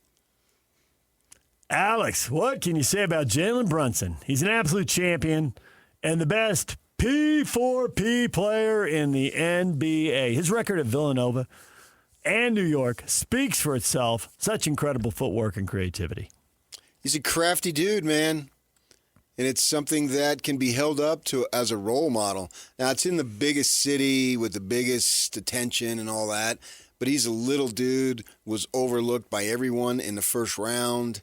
And he talked about it, man. Every step of the way, he was told he couldn't do this, he couldn't do that, because he's not a high flyer, he's not this, he's not that. Well, what he is a ball player with heart. And he spoke about that. Yeah, they measured my height and my agility and my vertical, but they can't measure heart. Amen, man. Freaking men. If you didn't like Jalen Brunson, something is seriously wrong with you. This guy is easy to root for. Yeah. He's really easy to root for. Actually, I think a lot of their players are, but he's right at the top of the list, obviously. He's not pounding his chest. Yeah. He's not doing a bunch of demonstrations, look at me. He's just balling and using his skill set that he has that was honed over hours upon hours of work, probably most of it alone, maybe with his father. And to be able to do that, and what did he have, 45, 46? What was it? 45. Yeah. And he took over. Man, how could you not be impressed? How could you not feel good for that? How could you not hold him up as an example for your son or your daughter? In whatever field. If you want to just stay sports, fine. But if you want to do it whatever and show them, hey, maybe not possible to that, but whatever it is that you have, the idea is whatever you've got to be able to get it out of you. And if you can do that, then you're a success. And that's what it's about. Across the board, man. Every community. And I was thinking about this. I would rather be him than anybody. Abdul-Jabbar, these guys got to go through life so tall and the challenges. This guy... He's 6'2", he can disappear in a crowd and buy clothes off the rack. We all know what he looks like now, but, I mean, he could disappear into a crowd. Yep. Because you're not going to look at him and say, wow, that's an imposing figure. Man, he was sure blessed with this or that. And he worked for it. I'm real excited about, obviously, the Knicks. It was my childhood and all that stuff, and thinking of my father who's been gone now for several years. And you're right, watching ball with him over the years, for sure. And the local team, they were the local team, and there wasn't ESPN and all this, and the NBA ticket didn't exist. Right. It was the Knicks, and the Knicks. Knicks, and Knicks. Right. Marv Albert, yes! Yeah, I mean, yeah. And it counts. Yeah, on Channel 9, WOR, my little black and white TV. Yeah, I can picture myself in my town, sitting on my single bed. My sisters, they had a double bed that they shared. I was thinking about it. I told my wife, it's amazing they still talk to each other, man. They had to share a bed growing up. Because I was the opposite sex, I had my own little room, and I used to taunt them about that, too. That's hard to believe. You popping off? Although they were much older than me, and so they... My one sister was actually out of the house by the time I was 10 years old, I think. She got married. But she texted me as soon as it was over, the Knicks, And they have both of them have a New York area, metropolitan area route that runs deeper than mine because I was younger when I moved. They were older, obviously. I think it's a great, great story. It's what the NBA should promote. And they're going to promote it. I can't believe they won't promote it. We'll have Knicks all over the place next year, and but it's not just about Brunson's Knicks. video in the montage. Brunson video in the montages. Keep working at it. And Mike Brown fired 3 or 4 times. Yeah. How stupid is that? Thibodeau fired. Thibodeau is basically Ronnie Mack. He built the thing. They sucked before he got there, and he got them in. They won 4 playoff series, I think, with Thibodeau. And they were in the conference final last year, and they let him change. go. He's our Ronnie Mack. He built the thing, right? Ronnie Mack will be forever known as the original winner at Utah that set the stage for what and came. Kyle. Yeah. And now we'll see what Morgan does. Yeah. Yeah. And so there's something to be said for that. They need to include him as much as possible because he helped build it. Mike Brown took it to a higher level. Mike Brown played at Mesa Community College in Mesa, Arizona. His father was a military guy. And his brother, Anthony Brown, played the offensive line for Ronnie Mack. And they'd play in the NFL. But Mike Brown had to bounce around. He stuck with it. People that I've spoken to, you probably heard the same thing. That Mike Brown's a good dude. And that's what everybody says, and everybody writes it. I mean, it's just nonstop. Right. You hear players who were somewhere where he was an assistant or head coach. They still like the guy. That's not always the case. Right, and he didn't make it about himself. No. Look at me, I showed you, blah, blah, I think blah. it's one of the reasons that people like him so much is he doesn't do that. He not only didn't do it in this particular situation, but he hasn't been doing it for years. Yeah. Right. Cleveland, L.A., San Francisco, San Antonio, head coach, assistant coach, it doesn't matter. Yeah. So I think he's easy to root for. Brunson's easy to root for. Personally, Bridges is easy to root for. I thought Karl Anthony Towns, you watched that interview after game 1, and he's talking about his mom who died a few years ago. It's like, how do you not root for him? You know, it's a bunch of likable guys. The only thing that isn't likable is, New York fans and media. That's why people get upset. I don't think they're upset with the coach or the players. Maybe the owner. Dolan, there's plenty of people upset with that guy. So, but the players and coaches, I think they come off as really easy to pull for. Well, that's all that matters. Who cares about ding-dong fans? They're going to fan. Good for them, bad for them, whatever it might be. And for Brunson, it's not exactly a one-off. This guy was a winner in college, too. He was there he played 3 years at Villanova and won 2 championships. Obviously, he had a bigger role as a junior than he did as a freshman, but it goes to he can win as a role player and he can win as the leading scorer and he can win as the star who's got to put up 45 in the clinching game, whatever it is. But yet he won in Villanova under Jay Wright, no doubt about it, but yet he was still overlooked. Yeah. And Dallas chose not to re-sign him. And here he is. And so I think the NBA needs to promote this as much as possible because the NBA takes a lot of hits with the tanking and the workload management and all that spiel. And I don't think that's ever going to go away. They're going to try. But they just got to bite the bullet and say, yeah, just wait till we get to May. And then it's going to be on. And again, it was on. Yep. It was a great playoff. April, May, and June. In its entirety from start to finish. Yeah, a lot of great moments. And the Knicks led the way. 7 road wins, something like that. I mean, yeah, it was actually more than that. I think it was 9 by the time it was done. But yeah, that 2 conference. Yeah, right. The 9. I think since Atlanta, they dropped the game in Atlanta early, but then after that, the road win streaks are hard to do in the regular season, and to put that together in the playoffs is you just bet against it every time. But this is the one time you'd lose because they pulled it off. It's just amazing. And they did it without having the number 1 pick in the draft, and they did it without having 3 star players get together somewhere and decide, okay, we're going to go sign there. It was a little more old school when it comes to roster construction. I mean, do they sign free agents? Yes, but signing people, taking people that people either didn't want or didn't want at that price and betting on them and winning. Right.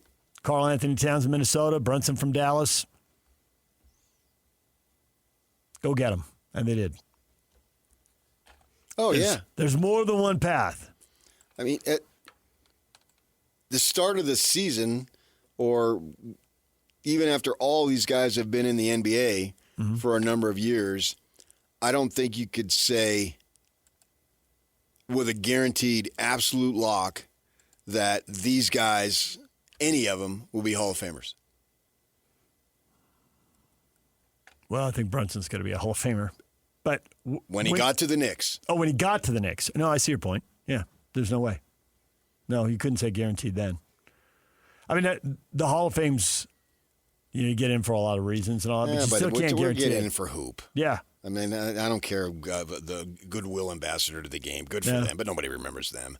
Right. It's about the players. No, I was just wondering, can he ride 2 college titles to that? That's not it.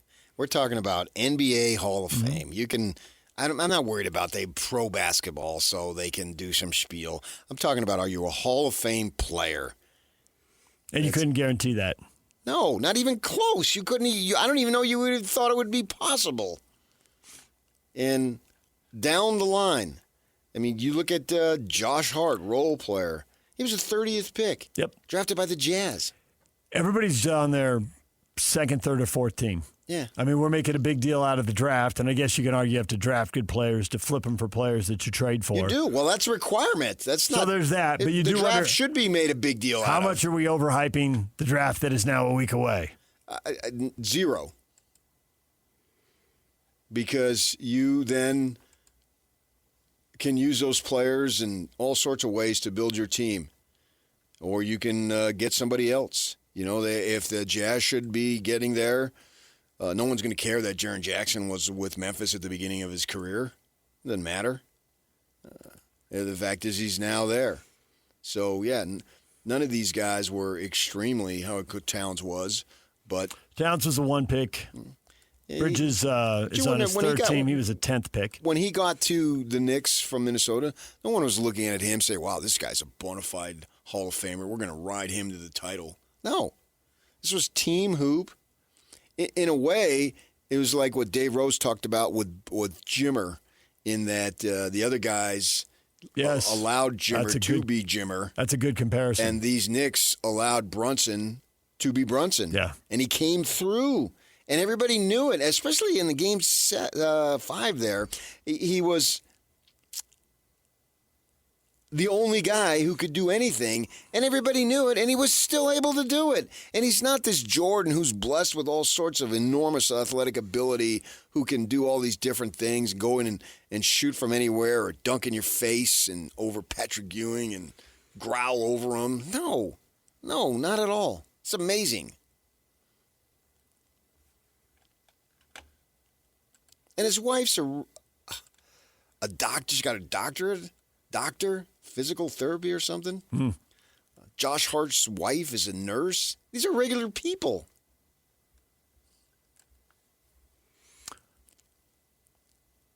Wayne says San Antonio is a team built by the textbook lottery blueprint, securing high lottery picks, keeping them, and flanking them with premium draft talent. Their collective average draft position is incredibly low. Those are highly drafted guys. New York is a team that spits in the face of draft position. Aside from the blockbuster acquisition of Cat, they're a roster composed of mid-tier picks, second-rounders, and undrafted overachievers who played their way into stardom. Okay. Wayne, loving the Knicks. Plucky underdogs. 10th pick, 23rd pick, 30th pick. Bring it on. I still don't think they have stardom outside of Brunson. Yeah, I get it. So Cat, it's not they. Cat because of... He's okay. He's good. But he's not going to go on anybody's all-time list. No. Even today, I'm not sure he's a lock to be in the Hall of Fame. He's a nice player. He was... Right. And more in this series, it seemed more about his defense. If his offense came and went, whatever. Yeah, and he was getting into foul trouble. Yep. Game 6 is in big-time foul trouble. And then to watch Towns celebrate how happy he was, smiling, yelling, screaming, and just the smile on his face was a mile wide. I mean, something that they worked for. This is really cool. And I have a bias, I admit. My childhood. I fully admit it. Other people say, wait a second, it's New York. Come on. They're supposed to. It is, and they are. But these guys aren't the ones who are botching it for 53 years. These guys came in and did it. Yeah, and then it's sort of cool. It's college-esque to see Ewing and Starks and Walt Frazier, who's in his 80s. So still wearing the sports coats that only Walt Frazier could get away with? Only Walt Frazier. He had another one on. It's like, nope, I can't wear that. But he can. He's the man. And he's like 80 years old, and he pulls it off as if he's 40? Yeah. Yeah. There were a ton of players there. Allen Houston Bill Bradley was there. Yeah, Bill Bradley. Guys that I remember. It was every when decade. I was a young boy. I think it was every decade was represented there in those games. They just... Right. They brought in a lot of... And it probably would have been more, but you got to be alive to be there. Yeah. Well, curiously absent was no Phil Jackson. Yeah. Because he was on that team. I remember him. Yes. I remember him vividly as a gangly bench player. He's really low profile these days. He hasn't wanted a NBA broadcasting gig or anything like that. Yeah, he's pushing 80 himself, and he's got some health issues. I don't know. But that was cool to see the alumni there. It's like they took a part of it. Seeing Patrick Ewing... smiling because that's my team. Mm-hmm. That means something. I was thinking about this. If the Jazz would ever get there, would we see that? Would the statues be there? Right there, smiling away? Traveling on the road, no less? Carl came back for the All-Star game, so I suppose it could happen. I don't know. I don't know the answer. John's been pretty low profile. Jeff's been in and out. He's pretty low but he's profile. Working for them. Yeah, he's done work for them, right. Yeah. So, but that's the thing. Would he be at the game then? I mean, in the finals, I assume Jeff would be. Yeah. We know Markieff would have been. Right. But I thought that added a layer of... That makes me feel good to see these guys who played for this franchise so long ago have ownership. We see it in college all the time. D. Will and Boozer are doing stuff for the club, so they would be there. I mean, for the 50th year when they brought back the players by the decades, they had pretty good turnout. So I think they could do it. I mean, would they do it? I guess we'll have to see how long it takes and who's in it would charge. Be cool if they did. But I would assume they would. But right now, it's largely the people running it or largely the people put together the 50-year celebration. And they had a lot of players back for that. Yeah, it's just that to see those older players, long since retired, have ownership in it, I thought it was cool. DJ PK, it's 97.5, the KSL Sports Zone. More on the NBA Finals. And now we turn our attention to the draft and free agency. Steve Cleveland joins us at the top of the hour. Stay with us. U.S. Open giveaways. It is time. Caller 12-801-575-ZONE. You'll be assigned a golfer in the United States Open this week. Top 25 in the world. 26th listener will be given the field. If your golfer wins, you will receive $300 in clubhouse credit at Copper Rock Golf Course and a $100 gas card. It's brought to you by Copper Rock, where the pros play. And hacks like me. Nice. Have you played enough? You got it down yet? You like to play courses and get that home course advantage. I've played it enough. Worth up to actually, 5 I've strokes. not played it enough. I want to play it more. There you go. Have you played it enough? You know which way the greens break. I mean, I played courses where you're telling me, okay, got to hit the right side of the green. This thing's gonna go hard left. Doesn't mean I can do it, but yeah. Yeah, I know. Doesn't mean I can do it either. But you've got the course knowledge. It can help. Yeah, I've probably played it at least 10 times. Nice. All right, we'll call it 12 right now, 801-575-ZONE. A lot of championships. NBA title, Stanley Cup, now the U.S. Open right on top of it. Let's keep handing out trophies. Who's next? We're championship addicts. Give us a title. You doped it out? Got the draft ready to go for Bob later this week? No. Too early. Throw it together in the commercial break before. Yes. And then hit and celebrate like a champ. Don't take it that seriously. Don't take anything that seriously. You certainly don't take sports that seriously. I take my health. Now you're talking. And my religion very seriously. Okay. Anything else? Mankind. I thought you were going to say wife. Womankind. Better get JK in there pretty quick. She ain't going nowhere. Believe me, she ain't going nowhere. Okay. All right. She's well taken care of. She knows it. I know it. We both know it. Uh-huh. There's nothing for me to worry about there. You are something, man. What? You treat him right? What's wrong with that? Uh-huh.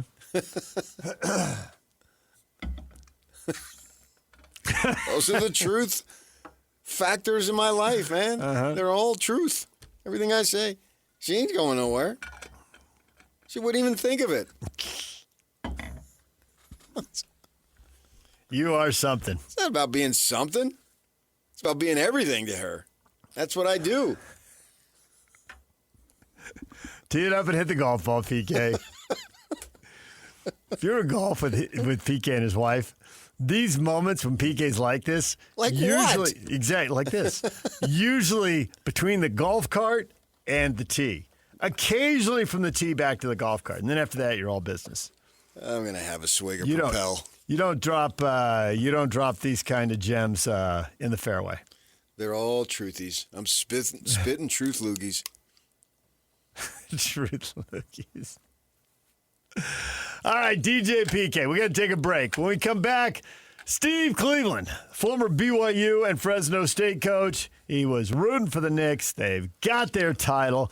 We will talk with Steve next. Jay Stevens, NHL insider for KSL Sports and host of the Utah Puck Report at 9 o'clock. Stay with us. We have the tech to get food delivered in 15 minutes, but we all have horror stories about buying tickets. The Game Time app gives fans the advantage. Get amazing tickets in just a few taps. Fees are included, so what you see is what you pay. And the Game Time guarantee means authentic tickets at the best price every time. Take the guesswork out of buying tickets to concerts, sports, comedy, and more with Game Time. Download the Game Time app and create an account for $20 off your first purchase. Terms apply. What is that? Oh, yeah, it's a World Cup holder. Like the soccer tournament World Cup? Holder. For the world.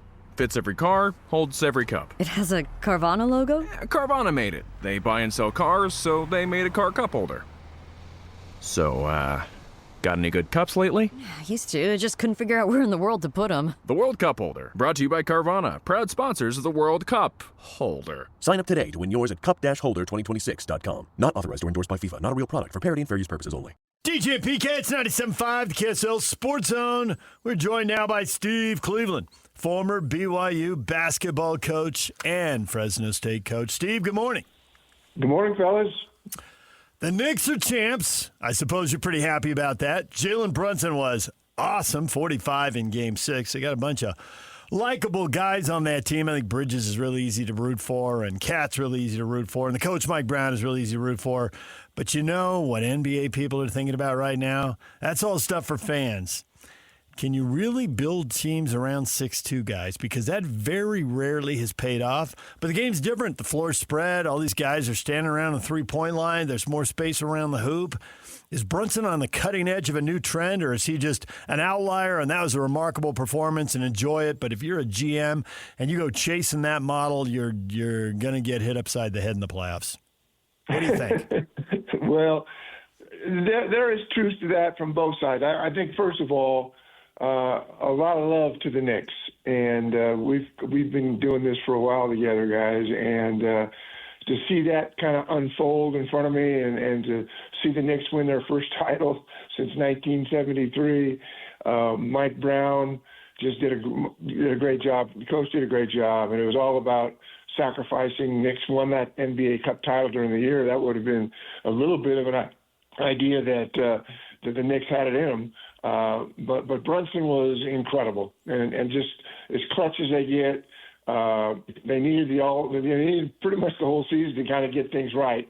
But I think the things that are most important to me is that the players were engaged, and they're constantly, and I give credit to the coaching staff and all the support groups, but it's one of those things that Coach Brown, I think, instilled in this group was to, number one, they had a lot of college teammates playing together, which is really crazy. Jalen Brunson, Josh Hart, Mikal Bridges, winning that thing in the NC2A 2016, 2018, and then bring that group back together and basically went on an 11-game playoff winning streak, swept the Sixers, the Cavs.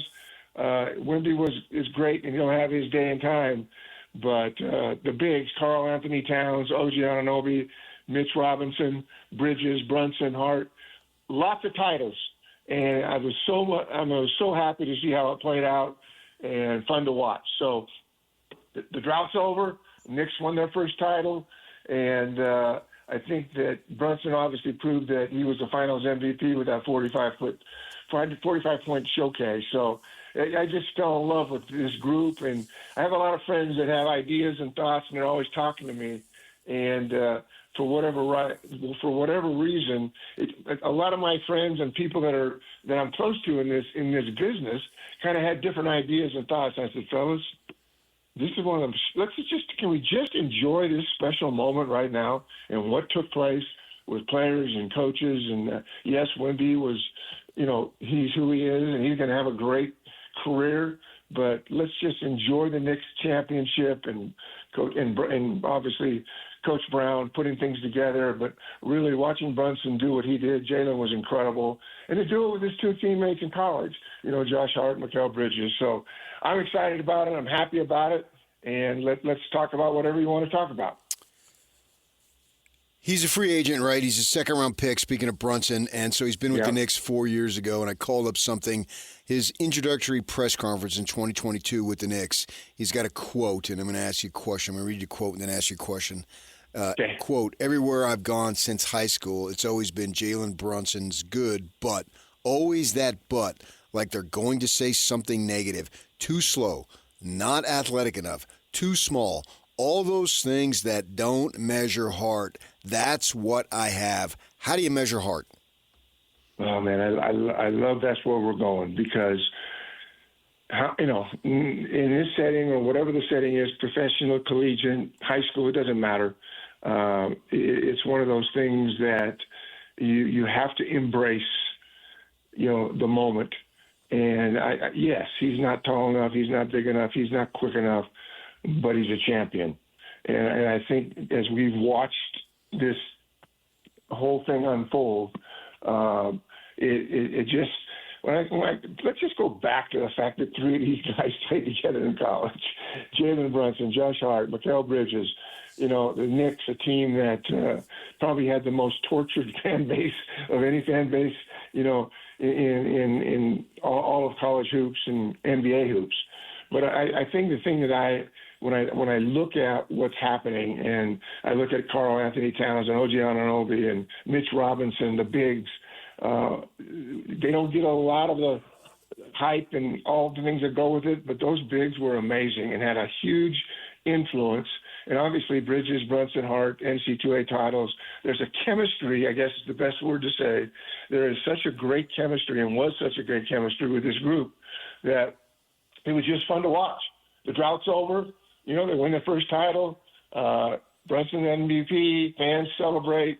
I just loved it. I sat there with my wife and I was watching it, and I just couldn't get enough of what we were watching and what was happening.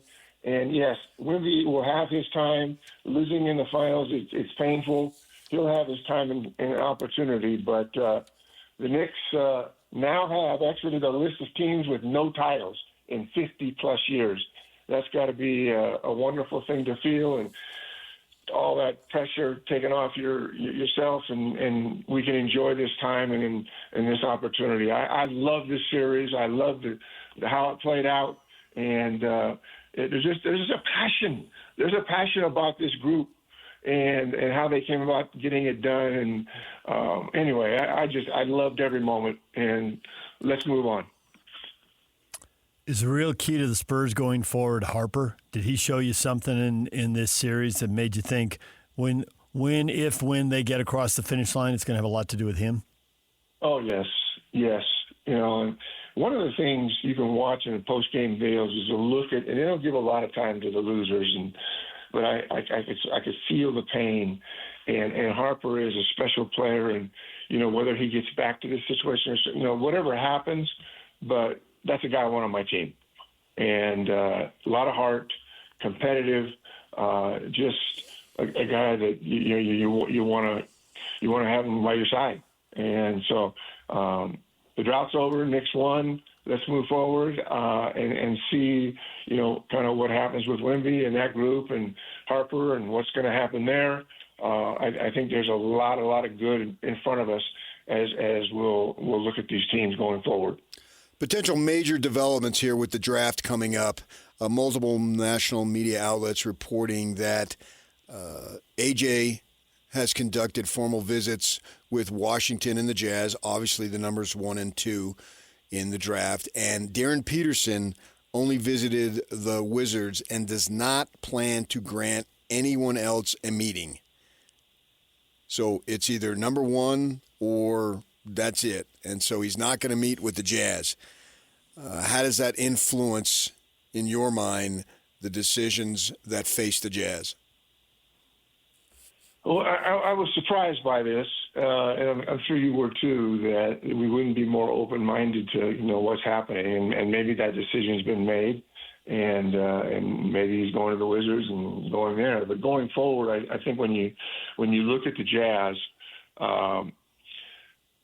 they got the Jazz right now have kind of a franchise or a cornerstone with a seeding level that I'm not quite sure. The first 4 picks, A.J. Devonta, Darryn Peterson, Cameron Boozer, Caleb Wilson, these are all guys that are going to be in the mix.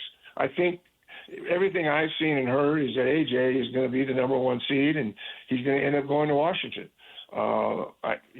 Personally, I hope that's not true, but it seems like that's how it's playing out. I think Peterson wants to play the point guard, and I think that's something that I think the Jazz would certainly entertain.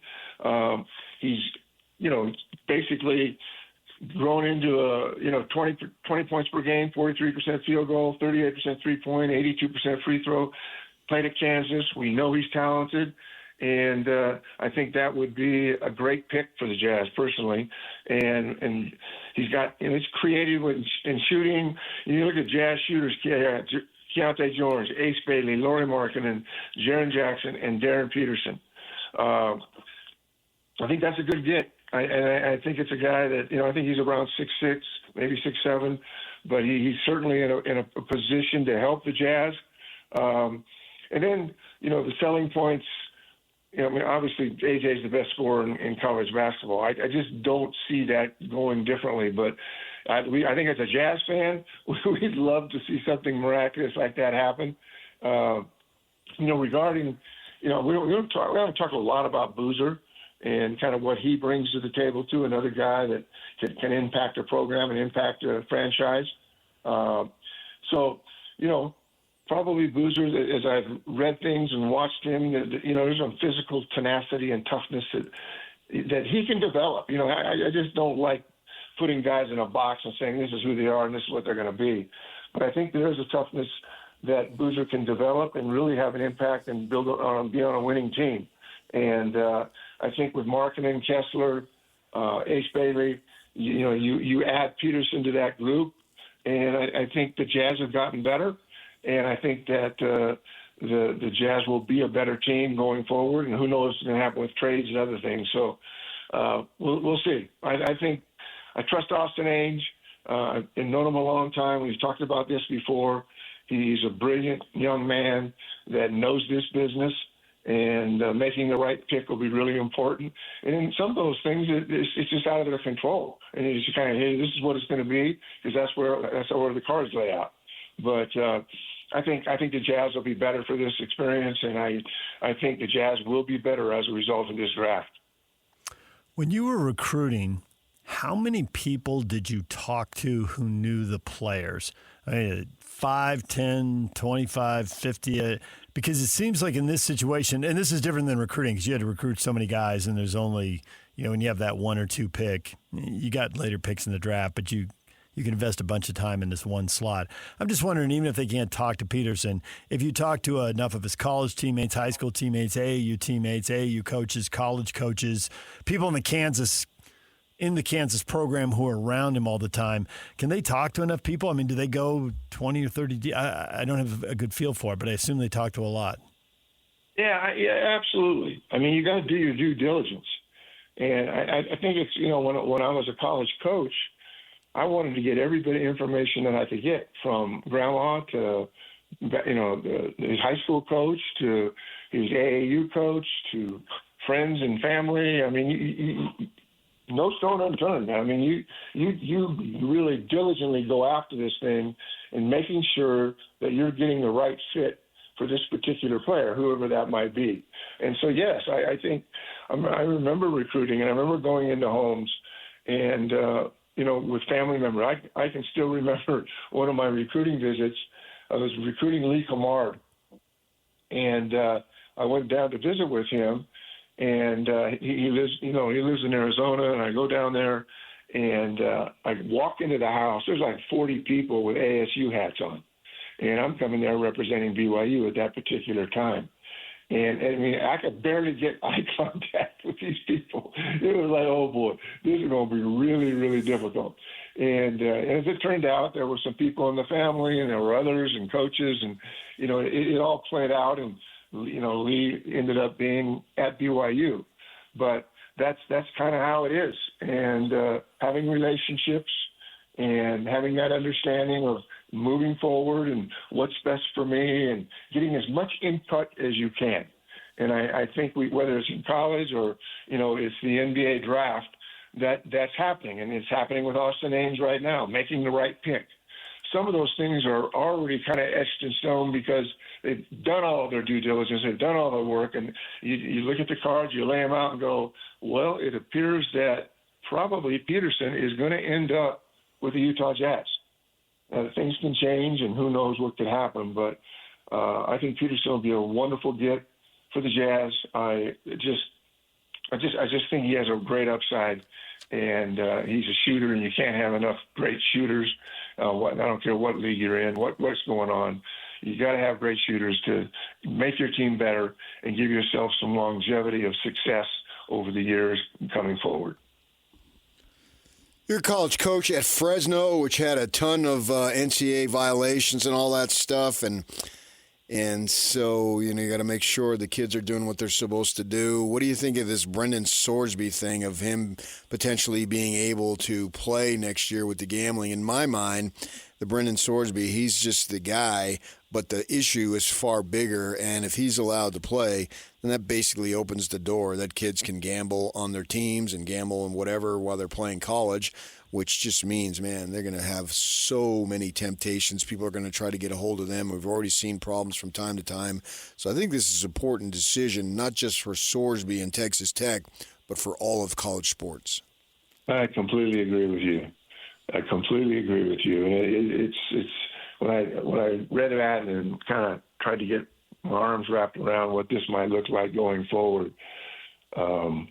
I don't know all the decision makers here, but that would be something that would be critical to the development of players and coaches and programs. And if we go down that route, and that's where we're going to go, and not having that kind of control, at what point in time do we say, just stop it? Stop it. And, you put enough attorneys together and lawyers together, and you get coaches together, and all these people together, and we're opening a door to Pandora's box that could destroy the game. It impacts young people, whether they're international athletes or they're here locally. I just don't want any part of that. I can't imagine. I haven't spent as much time with both of you probably on. I'm aware of it. I've read the articles, and I don't know that I'm smart enough to have all the right answers right now there. But that's going down a slippery slope that is not good for college or NBA basketball. It seems like the conference can prevail here. The NCAA can't because it's antitrust, but there's so many conferences and a player could transfer and they can each make their own decision about whether they let him play. I'm no legal expert, but it feels to me like the Big 12 is going to win this. Well, yeah, I trust the Big 12. I've been watching them. And, over the year, the last few years as we had that conference and I just hope, for the sake of not just the sport, but for the sake of players and coaches and where we go down this slippery slope, is that there'll be enough intelligent people in that room to say, this is silly, what are we doing here? And that's what I would hope. I'm not a decision maker here, but I certainly have an opinion. And so I don't want any part of that. And we'll kind of see what happens. I'm not smart enough to know all those things and understand them anyway, but I just think it's not good for the sport. It's not good for young people. It's not good for the impact that whether they're brokers, agents, parents, all the intangibles you put your arms around and try to figure this all out, that we'll find a way to keep an integrity. I guess that's the word I want. Make sure there's some integrity here, and as these decisions are made and we go forward, and when integrity all of a sudden doesn't exist in that environment, then we're going down a slippery slope again. That's not good for the sport. It's not good for young people. It's not good for families, and whatever it might be. So I'm hoping we can eliminate that kind of environment, which can just destroy programs, players, families. Hopefully there's enough common sense that we go, no, we're not going to do that. Steve, we'll leave it right there for now. Glad you enjoyed the NBA Finals. Now you got a week to gather yourself for the NBA Draft. Yes, sir. Right. I got some work to do. Thanks, fellas. Always good to be with you. Thanks, Steve. Steve Cleveland, former BYU basketball coach. Jay Stevens, NHL insider for KSL Sports and host of the Utah Puck Report, will join us to talk Stanley Cup Finals, Carolina the champs. That's coming up at 9 o'clock. Darryn Peterson. What does all of this mean, PK? Just one interview. We'll get to that next. Stay with us. Welcome to This is Jay Scott and Ben Anderson. President of basketball operations for the Utah Jazz. It is Austin Ainge. How often are those top names switching around at the top of a draft board? Does that happen this late in the process? It does happen. We're trying to force ourselves to keep an open mind. Don't get locked in until we have all the information. Make sure we're processing everything correctly. We're almost fighting a consensus or predetermination. We're trying to make sure we go through it as thoroughly as possible before we lock in. We are fighting groupthink. We're fighting media narratives. We don't have a consensus in our rooms, right? There's arguments. My dad and I fight every day about stuff, about players. Coach Hardy and I spend a lot of time talking through it and picturing how it would work with this guy and that guy. And there's a lot of opinions and I work with a lot of smart people. Catch Jake and Ben afternoons from 2 to 6 on 97.5, the KSL Sports Zone. Hey, sweetie, your mother showed me this Carvana thing for selling the car. I'm going to give it a try. Wish me luck. Me again. I put in the license plate. It gave me an offer. Unbelievable. Okay, I accepted the offer. They're picking it up Tuesday from the driveway. I haven't even left my chair. It's done. The car is gone. I'm holding a check. Anyway, Carvana, give it a whirl. Love ya. So good, you'll want to leave a voicemail about it. Sell your car today on Carvana. Pickup fees may apply. Time for U.S. Open giveaway number 2. We're looking for a qualifier right now. Caller 12-801-575-ZONE will be assigned a golfer in the U.S. Open this week. Top 25 in the world. A 26th qualifier will get the field. If your golfer wins, you will receive $300 in clubhouse credit at Copper Rock Golf Course and a $100 gas card. It's brought to you by Copper Rock, where the pros play, and PK's played 10 times too. Darryn Peterson. This feels like a familiar story, PK. To a degree. I know where you're going, but he to a does degree. interviews with the Washington Wizards. Well, interview or interviews. I don't know if he did one or two. But nobody else gets to talk to him. Bum, bum, bum. Now, if the Wizards don't take him, someone else is going to take him. I believe that's a fact. But he's just not going to spend any time and effort helping those people. I don't think he'll be an undrafted free agent. That'd be awesome. So it's like, we can't spend a second-round pick on this guy. We haven't spoken to him. The Jazz, there's multiple examples of the Jazz drafting people who wouldn't come work out or interview with them. Yeah, but that's down the line. They're drafting Ace Bailey at 5. Ace Bailey at 5. But Ace Bailey, no one questioned his ability on the floor. No one questioned his durability on the floor. True story. Everybody's got different storylines. Everybody felt Ace Bailey's a player. Yeah. Watched him, as I said, well, I watched more Rutgers basketball last year than I'll ever watch or have ever watched. So with that in mind, this is huge red flag in my mind. Huge. Because I already got a question over here. Now he won't even talk to me? Yes, that is true. Who are you? Darryn Peterson. Yeah. Who's accomplished nothing at the level I'm bringing him in. Now, there doesn't seem to be the storyline with Ace. With Ace, it was, hey, we're trying to negotiate our way down to this team. That was the storyline. Here, we don't really have any hint of that. It'd be like, okay, you want to go number 1, so then you talk to the number 1 team. But you don't want to fall to 3. You know, there's a certain amount of ego involved in this. If you can be picked 2 or 3, be picked 2. If you can be picked 1 or 2, be 1. Yeah, but I mean, in the end, as to quote my good friend Donovan Mitchell, at the end of the day, who gives a flying you-know-what? You go second. Wow, what a disgrace, an embarrassment. There's a couple reasons I think people care. One, you and I can't put ourselves, we just look at it differently. We're 3 times as old as these guys, or older. Soon to be 4. Right.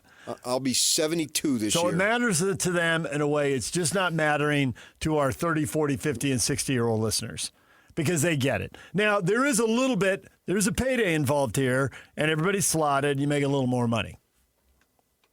So that could be a motivator. Go do one commercial one time, and you've made up the money. I do think it's mostly ego and, hey, look, I'm number 1, and that's the goal. This is disrespect towards the Jazz. I'm not. He can think whatever he wants. I'm concerned about what the Jazz think, and this is disrespect, and it is alarming because I have to do all my work. Speaking of the collective of the Jazz management, to be most prepared in 8 days when the time comes. Everyone knows so much is riding on this pick. No one doubts that, and you need to think about a little bit more than yourself. And so he's not allowing me to do it. That sends up a huge flag. And we had Locke, who can tell us stuff without telling us stuff and has to be careful, saying he believes it's going to come down to Devonsa and Boozer. Well, wah freaking la. Here we are. 8 days away. It's going to come down to Devonsa or Boozer. I think this. You think Peterson is not talking to anyone else because Washington has told him we're picking you number 1? Or he's gotten some head nod or wink or tug of the ear? I hope so, because then that becomes far more amenable to me as to why Darryn Peterson is doing what he's doing. Right. then I get it, and that's fine. He knows, if or that's he the thinks point, he knows, then that's or fine. he thinks he knows. Yeah. Like, why would I fly around the country, spend all this time and energy talking to all these people so that they can get in my head when I'm going to compete against them because I'm going to be playing over here? And if that's the case, then I support Darryn Peterson 100% on that. If he has a strong inclination, if not fact, somewhere in between, then yes, he's making the right decision. That might explain why A.J. DeBonsa has done the interviews with Washington and with Utah, but with nobody else, because he thinks he's not sliding past number 2. Oh, well. Why do I need to go flying around the country to 3, 4, and 5? Because I'm going top 2. I don't think he would be. And plus, I think DeBonsa likes the give and take. I've been around him enough. Obviously not been around Darryn Peterson at all. He doesn't seem like an introvert. DeBonsa's out there waving on crowds, talking to people, doing media stuff, seems super comfortable, feeds off the give and take, gets energy from it. Other people are exhausted by it, but he doesn't seem to be. Right. He just enjoys that type of stuff, and good for him if that's who you are and you like being out there and you like people. Great. Everybody's different that way, so fine. But I'm wondering if it does come down to DeBonsa or Boozer. I see them having a hard time passing on AJ. I can see why you would say that. And I think there's some personal feeling there. Yeah. And the marketing is off the charts. Yep. He's a charismatic kid. And at the same time, who's going to be the better player? I can't guarantee either Boozer or AJ or Darryn for that matter, which is what makes it intriguing. I think they all have a chance to be good, which is a good starting point. But unless he has been told, we're going to take you, Darryn, I just don't know that I would bother.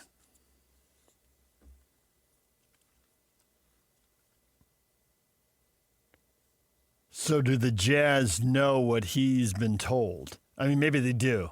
Well, it doesn't really matter because there's nothing they can do about it. They have to do their homework extensively on all 3 guys, and even more than that, which they are and have been. Mm-hmm. So it really doesn't matter because they can do nothing about who Washington picks. And they're not going to give up Ace in a trade, so there's no trade. And if I'm Washington, I absolutely want Ace. If I'm Utah, I absolutely don't want to give him up. I'll give you whoever you want, and now I have DeBonsa and Ace, Boozer and Ace, Darryn and Ace. Yeah, absolutely. I'd be over the moon for that one. If Washington really has signaled somehow to Peterson. Well, they can just tell him. They could. I don't know that they would. What's in it for them? Because they don't want to get it out. No, but all they got, well, what's the difference? Why don't they want to get it out? It doesn't matter. If the Wizards know they want Peterson, then they should lower their asking price for, not yet, I mean, we're still a week out, but at some point they can lower their asking price for the Jazz and number 1, and then get the Jazz to trade up and take DeBonsa, and they still get Peterson. And although they wouldn't get Ace, they would get something, whether it's a draft pick or a different young player. Yeah, but now, why would the Jazz be interested in that? If you were going to trade up to get DeBonsa, now I don't have to trade anything to get DeBonsa. There's no incentive for the Jazz to make that trade. Yeah, why do you need to do anything? If the Wizards play their cards close and no one really knows they're doing that. I'm saying if they've signaled Peterson. Yeah, but I mean, you can't just, at 5:30 next Tuesday, they got to let everybody know. They do. So at that point, you have discussed 100 different things, so it shouldn't be that big of a difference. And if it is Peterson, the Jazz, there's zero need to make a trade. If you wanted to trade up for DeBonsa, now you got him. But that's the whole if. Does Austin Ainge know about the if? You got to definitely know they're taking Peterson. Yeah, but what you will find out. You'll have that time. I don't understand what in it. Washington's not going to gain anything If the Jazz wanted DeBonsa, you're going to get him. So what? So you think Washington's taking Peterson? Under your argument of giving Washington leverage, but I'm making something. multiple arguments here. Yes, there's an argument that Peterson could be thinking, hey, I'm number one, I need to fly around the country. But that might not be true. He may just not want to do it. Right. Okay, but what's in it for the Jazz? Do they really want DeBonsa? Do they think then they can that's get the him. only way to get him? But if the Wizards have played their cards really close to the vest, they can play as close as they want. And nobody knows, will they lower the asking price and not demand Ace Bailey as we get closer to the draft? Why? Because they're going to take Peterson, and they think they can get the Jazz to give them something to move up. Yeah, but they'll know. With the number one pick, at that point, it's out in the entire world. Well, I know, but the trade could be done Saturday, Sunday, Monday. You lower the demand. But you already got DeBonsa. Why would you trade? It doesn't make any Saturday, sense. Sunday, Monday, you don't have them. Tuesday, Wednesday, Thursday, Friday, Saturday, the following week. But the next X amount of weeks, you can make that trade. You don't just have to make it beforehand or the day of. And DJ, if they're happy with either one of the guys, why? Yeah. If the Jazz are happy with either one guy, they course may they're not even going want to to be. give up.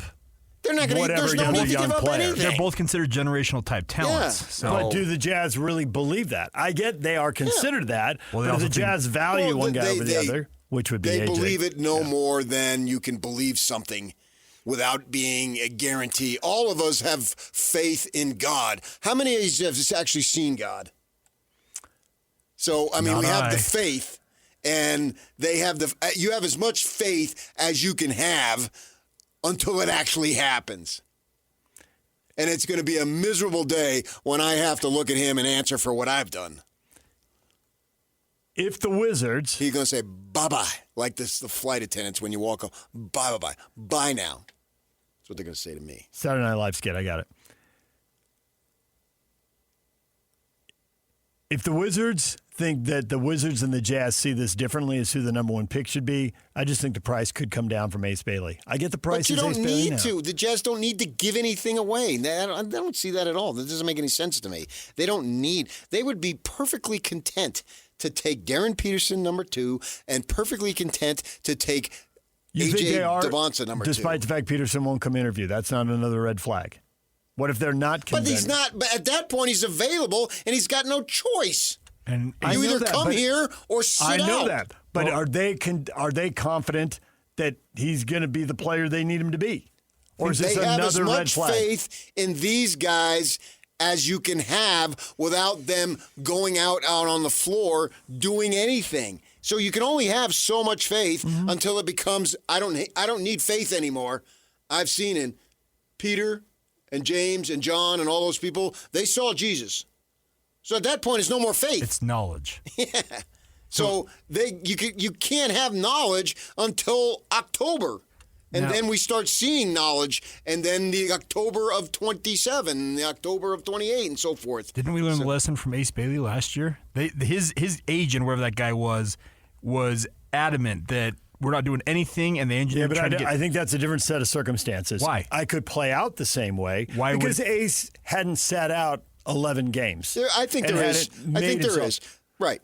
With Bailey, it's just the question was attitude. Does he really want to be here? And actually, Peterson could drop the 3 because they could say, we're going to take Boozer. And I've always said myself, I'm not a grass is greener kind of guy.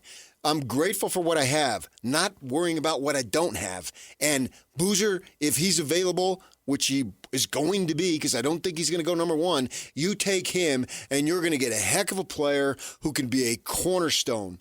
So don't even mess with it. Just go. I think Boozer can be a 20-10 guy. He's solid. I think I've heard somebody, the lazy comparison is his father. Well, sure. I'd say it's the easy comparison. I don't know if it's the lazy comparison, but I think he's going to be better than his father because in today's game, what Carlos was required to do to be a great player is changed. And so you got to step out. He can step out. He can do those things, man. And everything today is so much more advanced. Boozer has been playing against high-level competition for years. It's not your high school somewhere, and then you go to college, and we can get Thurl on. He can speak to this way better than I could. The high school stuff's almost an afterthought. And Thurl develops, and then he ends up being a top 10 pick after 4 years of college. That's so ancient. Well, Brunson is. I mean, to merge the two stories, Brunson is ancient. I mean, a junior. Yeah, except he was small. He was. So people had doubts. Nobody had doubts about Thurl. But nonetheless. By the time he came along, he was 6'11", agile, can shoot, can do whatever you need him to do, and he did it at the pro level. When's the next time that the best player on a championship team will have played 3 years of college ball? I mean, he didn't play 4. We say that about Duncan forever, but I think now Brunson's going to be the guy we say 3 years about. So Boozer is right there. I don't see the Jazz even having to make a deal. They would be ecstatic with either of these guys. And right now, today, in texting as we speak during a commercial, I do think that it's going to come down to Boozer or DeBonsa. You believe Peterson's going to be the top pick in the draft and off the board? He has the most skill, so why not? And especially if he has said, hey, guys, I want to be here. I think you can also make a case that he sold himself to Washington. Don't worry about any of that other stuff. Talk to see how all these people. He does an interview. Yeah. Tells them what he tells them and says, here's a list of people who back me up. Go talk to them. Yeah. And I think off that story The Athletic did this year, I do think he has a list of people who will back him up. Because Sam Mitchell. Don't know. Yeah, Sam Mitchell will be on there. The Athletic did a great job of talking like a dozen people. If you subscribe to The Athletic, you can go look it up. And they're basically the quote that kept coming up over and over in the story was, I've known him for a long time. I can't believe this is happening. I've never seen anything like this. This is not who I think this kid is. This is a total outlier. They are all that everyone Athletic talked to was just all in his camp, and they admitted that this was worrying, but they were befuddled by it. It does sound like someone has given them advice, and they didn't fully realize how it was going to play out. And if you could go back, you'd change it. And maybe there's a little bit of it was physical, and he did freak out a little bit when he felt the cramps. And they can get past that. I believe. I've always believed. So you believe right now, and the reason the whole trade scenario doesn't make any sense to you is not only do you think there's a decent chance Peterson is going 1, you think the Jazz know it. As we sit here today. And I so think they're not going to be sitting here on a Saturday, Sunday, or Monday thinking they're going to take DeBonsa. No, we'll call your bluff. You want to call ours, we'll call yours. You can do that just as easily. It's the Godfather. And so I think with that in mind, right now, today, with the second pick in the 2026 draft, the Utah Jazz select. I'll tell you when we come back. Stay with us right here on The Zone. 3, 2, 1. This is Scotty G and Coach Tim Lacombe. Joining us now, he is the athletic director of Brigham Young University, Brian Santiago. A.J. DeBonsa comes in, and what a big get it was for BYU. But did that exceed your expectations, not just on the court, but how he embraced the community and the community embraced him? AJ's remarkable from day one, all in for BYU. The one thing about this draft is super. I hope in the worst way he goes number 1, because I know that's his dream. I know that he's put in so much to put himself in a position to be the number 1 pick in the draft. One thing that I do have a lot of confidence in, and Danny Ainge, he's the best in the business, so is Austin. They got it. They'll figure it out, and they'll do what's right for that franchise. It's going to be super interesting to see how it works out. I'm one that's pulling hard for him to be the number 1 pick, even though I'd love if he ended up in Utah. Catch Scotty G and Coach weekdays from 10 to 2. Presented by Mountain Land Supply on 97.5, the KSL Sports Zone.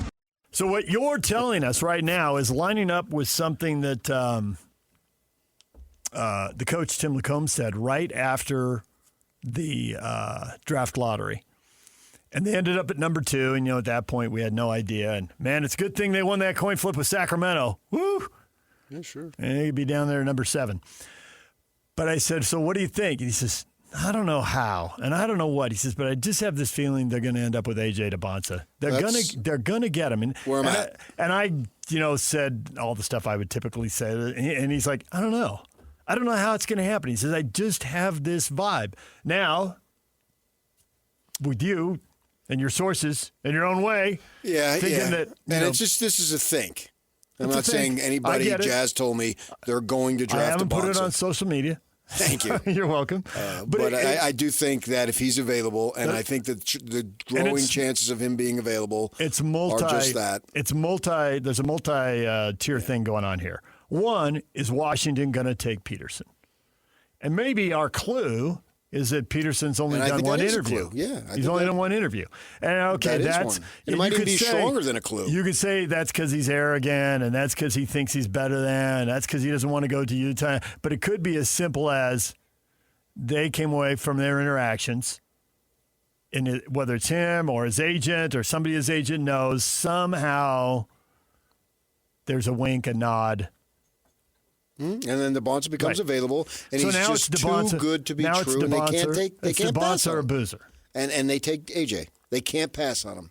And then the super mock draft 1.0, not 8.0 that we were reading last week, mock draft 1.0 back in November is right. Because before all this started, that's how. Well, and there's a reason why that was there, and I think that reason holds clear today that Darryn Peterson is the most skilled guy in the draft. Peterson won. And so Washington sees what everybody else sees. Right. They're all professionals over there, too. And so they see it. The kid is smooth. He's, you hate to say it, but he's got MJ qualities. And he's 20 points. No, I have no idea what's inside when the game's on the line. And that's the quality he's really got to have. But he's 20 points a game if it goes poorly, and he's more than that. Right. If he adapts the way a lot of people expect him to. And by a lot of people, NBA people, other college coaches, media, fans, a lot of people are thinking he could do 23 a game. He could do 26 or 27 a game. Skill set, was Tiger Woods really that much better than his contemporaries? Yeah. I say no. Oh, yeah, I think he was. No, I don't think he was. He wasn't? It was his determination, his willingness, his confidence. I'm talking literal skill set. Yeah, but see, I think that's all. No, I think it's both. He did have more skill. When that ball sits on the edge of the cup in the Masters, come on. He freaking willed that ball in. I don't know how he did it. Like the coach said, I don't know how they're going to do it, but he did it over and over and over again. And he was single-minded. Well, he had something else on his mind, too.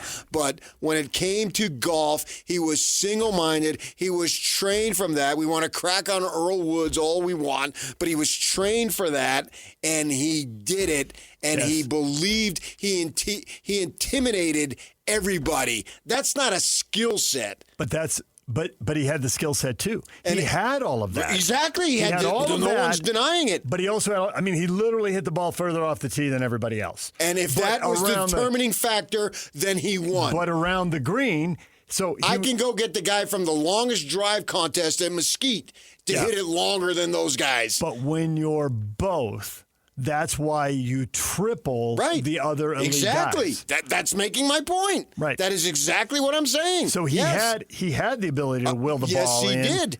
And he had as high skill set as everybody else. But I'm not saying not as everybody else. I think he had a higher skill set than everybody else. But not to where he tripled. No way. No, I agree. I know. But he had the higher skill set, and he had the higher will on top of that. And that's what made the difference. The will made the difference. And Darryn Peterson has skill, MJ-like skill, but I have no idea if he has the determination to do what he did. And I don't have that about anybody. I have no idea. We'll find that out. And few people do have that. And for the Jazz, they got this opportunity to draft the Bonza.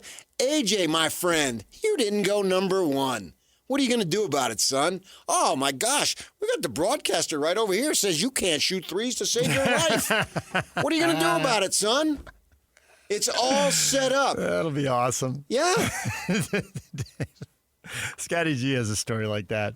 They were somewhere playing in some half-empty gym at, I don't know, maybe San Jose State or somewhere, or more than half-empty. And Sam Merrill went in checking the game. Sam's 2 for 7. Sam, where he's broadcasting from to check in, it's off like 20 feet away. But and in most gyms you couldn't hear, but in this one, Sam. I've been in that San Jose gym. Sam looks at him and goes, I can hear you. Yeah. AJ, I can hear you, David. Well, yeah. So, yeah. Let's see. Jalen Brunson just got done. I just read a quote with Steve Cleveland. You can tell me I can't do this, this, and this, and I'm not tall, I'm not fast, I'm not strong, blah, blah, blah, but you cannot measure heart. And now let's see. And that's what's going to determine all these guys. They're all in the same boat. What's going to determine how good you're going to be? How much does it burn? And what are you willing to do that others wouldn't do, that Kobe Bryant did?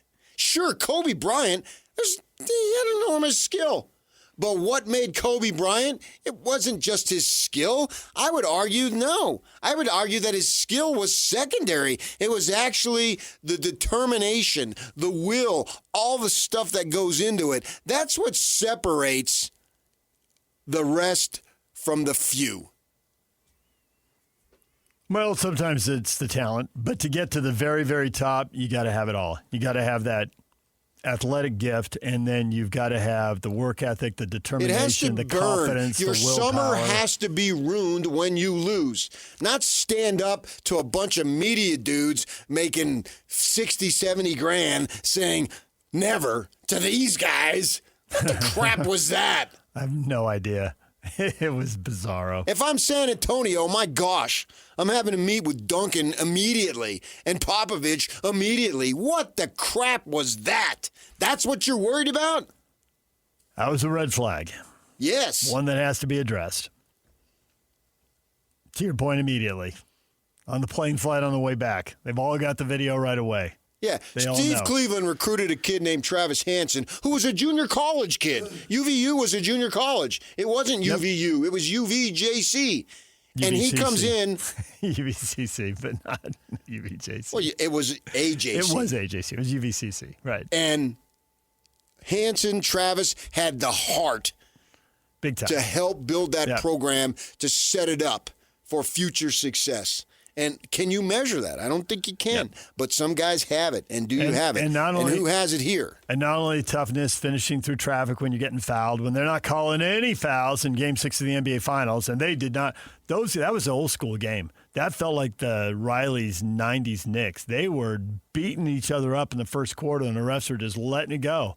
So you got to play through it and find out how you can score when you're getting fouled and nobody's calling it. And to make the big free throws. And have it burn at the other end of the court, too. Aren't there enough one-way guys who score buckets and then don't want to defend? Yeah. And you know what Jordan wanted to do and you know what Kobe wanted to do? They wanted to defend. They were looking for the deflection. They were looking for the deflection and steal, and they were ready to go the other way. Yeah. They were looking to suffocate you.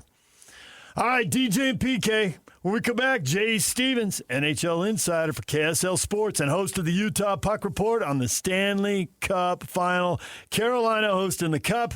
Now what? And what can the Mammoth learn from all of this? We'll talk with Jay next. Stay with us. Hey, sweetie, your mother showed me this Carvana thing for selling the car. I'm going to give it a try. Wish me luck. Me again. I put in the license plate. It gave me an offer. Unbelievable. Okay, I accepted the offer. They're picking it up Tuesday from the driveway. I haven't even left my chair. It's done. The car's gone. I'm holding a check. Anyway, Carvana, give it a whirl. Love ya. So good, you'll want to leave a voicemail about it. Sell your car today on Carvana. Pickup fees may apply. DJ PK, it's 97.5, the KSL Sports Zone. We're joined once again by Jay Stevens, NHL insider for KSL Sports and host of the Utah Puck Report. Jay, good morning.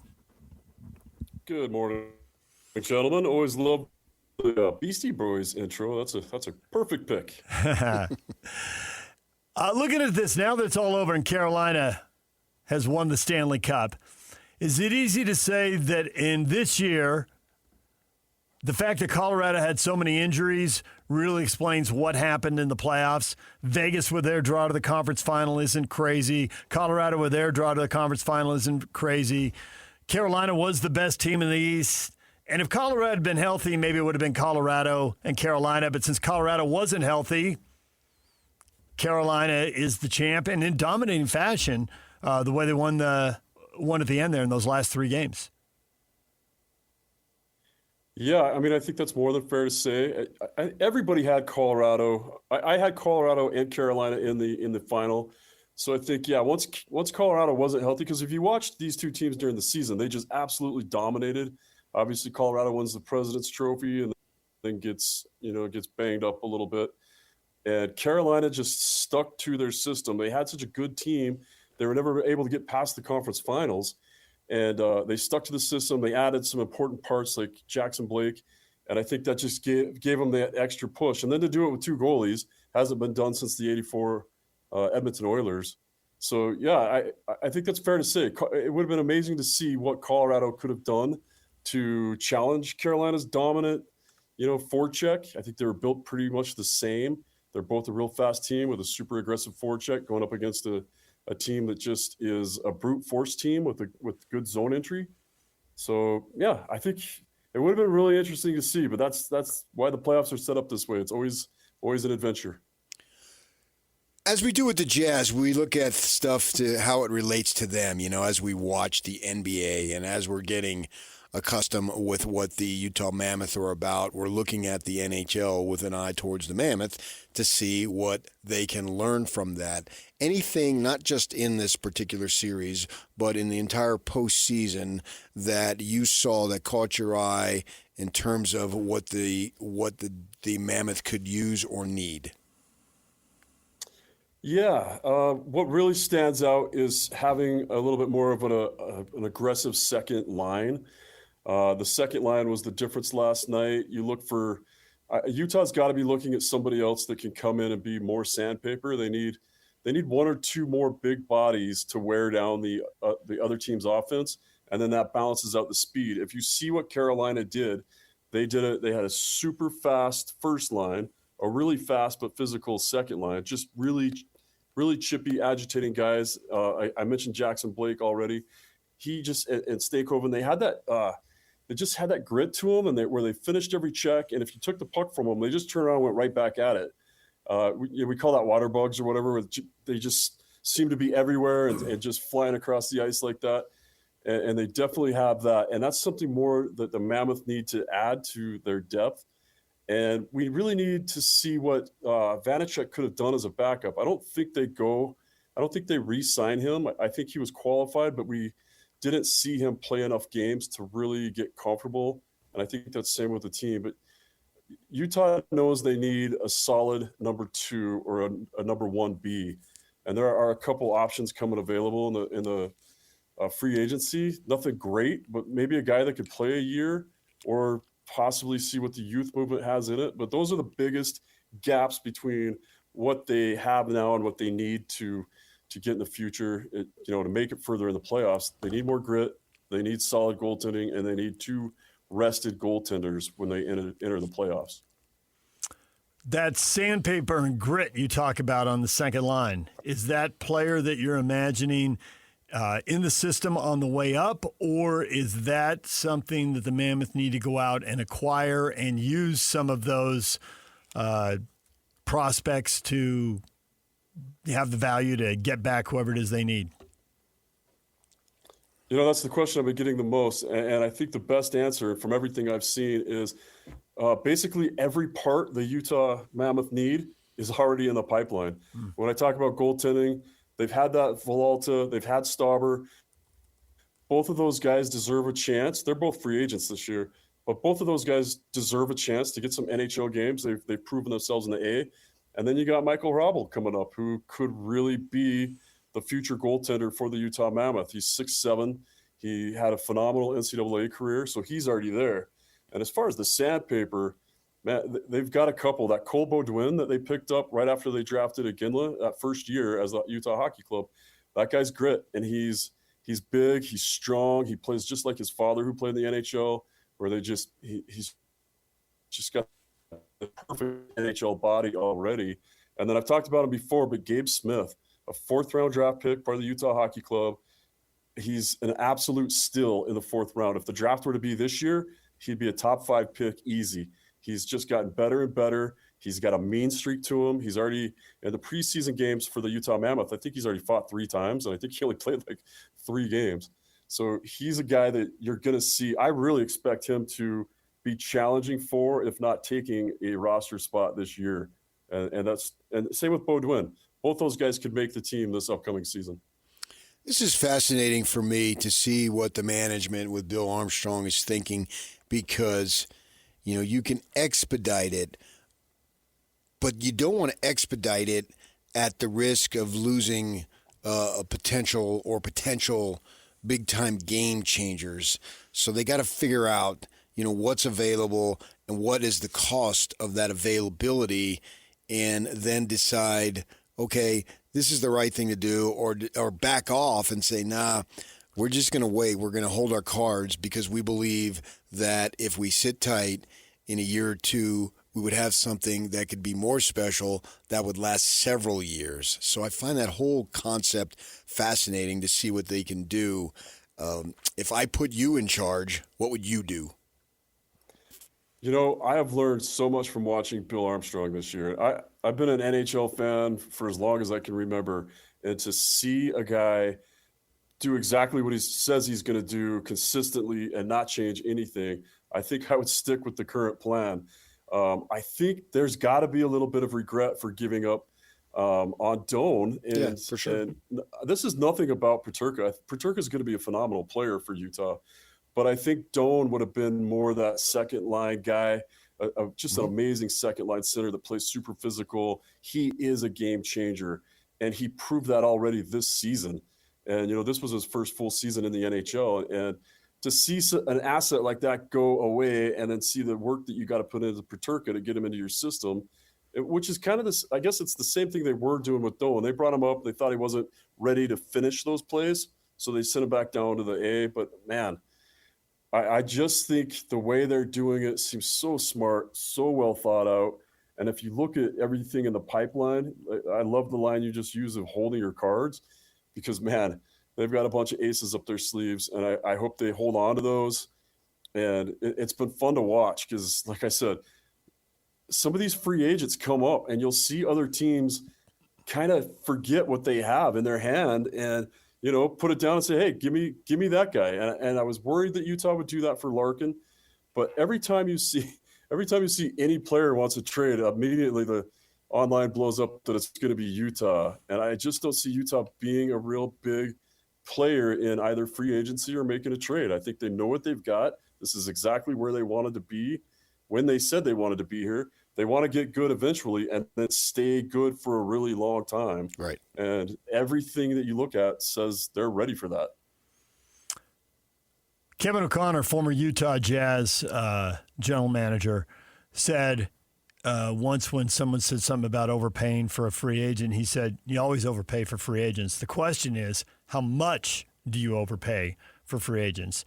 Is the same true in the NHL? Because even though you can make your team better, you also jam your team up against the salary cap and prevent you from making the next move. If you're 3 moves away, you don't want to spend all your cap room on one move and then think, well, now how do we make the next 2? So there is a certain reward with staying with the young guys, but plus it keeps you out of that cap trouble. So if you're not sure what to do, maybe that tips the scales right there, staying out of the cap trouble. How much have you seen teams jam themselves up with one free agent move or one trade and they overpay and they don't have enough left to make the next couple of moves? Yeah, you see that a lot.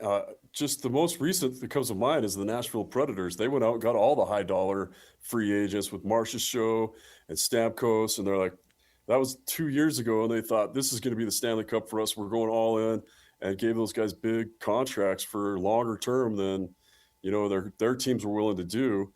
And they didn't even make the playoffs the first year with all that talent. And you see it a lot. You see this guy was so amazing, but sometimes, especially in hockey, the thing that makes you amazing is the line you're on and the guys you're playing with and that chemistry. So you've seen a lot of teams do that. And that's one thing the Mammoth and Bill Armstrong has consistently said is, we're not going to try to win the Stanley Cup, in July. We're not going to go on free agency and spend and win it that way. They're going to pick up valuable assets that are cheap, which, there's a couple of goalies that are coming up that'll be cheap. And then, like you said, it's perfect to bring this. Now's the time to start the youth movement because those guys are $900,000 a year for the next 3 years. And you're right. So that keeps that salary cap open. and it gives you a lot of time for not a lot of money to give them the experience. The only question is, are you willing to let the youth movement come in right now? And are you willing to take a little bit of a step back in the standings to give these guys the experience they need right now and make them better for the next season? Do you sacrifice the upcoming season for the 27-28 season? Yeah, I see what you're saying, Jay. I'm wondering if I can make the point, though, if they do that. So for sake of argument, they go ahead and do that. But yet, a lot of the core, particularly a couple players that are already here, are still young themselves, and we expect internal improvement from them. So if they go with these guys, bring them up, but then the nucleus of the team, at least 2-3 guys, still are young enough that they can improve, that they can offset that, and so they don't necessarily have to take a step back while they're progressing the development of the young guys, because the guys who aren't here, but the guys on the team, the young guys, they're developing and they're going to be better, so we can handle that and still be a competitive playoff team in a year from now. Is the mindset that? Because I can see that could be a plausible possibility. Yeah, 100%. They've taken a long time to build this nucleus, right? This talented group of super young kids. I mean, you look at Keller, the veteran leader on the team, at 27, 28 years old. Yeah, so they've got exactly what they need to keep moving forward. The problem is, and it's not a problem, because these kids coming in have had successful major junior seasons or even played a year in the A. So you would expect them to be able to come in and be ready. But that's going to, one way or another, that's going to cost you a few games in the beginning of the year while these guys get caught up to the speed, because there's no better teacher than the game. Like, the guys have to be in the game to get the experience, to be good down the road and be able to battle that out. So, yeah, you're right. Maybe it doesn't affect them. Maybe they put these young guys in and they don't skip a beat. But that's the gamble. That's the thing that Bill has to figure out is, will we skip a beat? Is it worth it to skip a beat? And, you know, that doesn't mean they don't make the playoffs, even if you're teaching these young guys. It just means that maybe you lose a few games that you would have won the season before. And that's just an experience thing. But also, maybe these young guys coming in need that. Maybe they don't know that, you know, some of those overtime losses that the Mammoth experienced, maybe these are overtime specialists or, you know, really good third period shutdown guys. And they've got the time. I mean, we're talking all top 10 picks coming in. Yeah. So they definitely have the potential to just be a phenomenal team with a lot of youth movement. Jay Stevens, NHL insider for KSL Sports and host of the Utah Puck Report, joining us. I break the core of this team into two groups. I mean, they definitely have young guys on the way up in Cooley and Gunther, and their timeline matches these younger guys.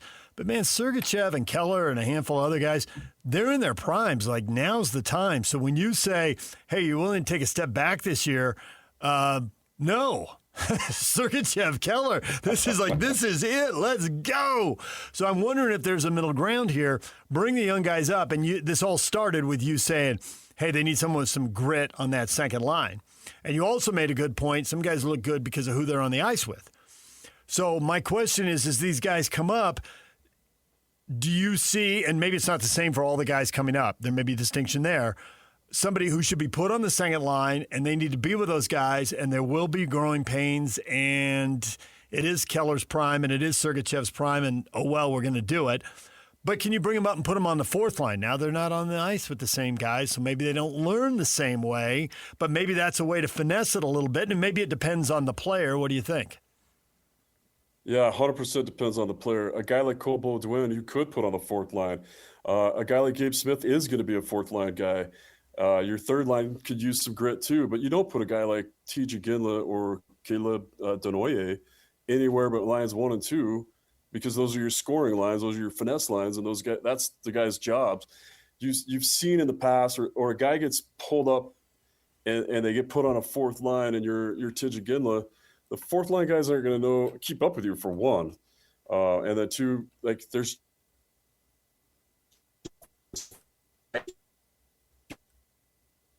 No, we lost him.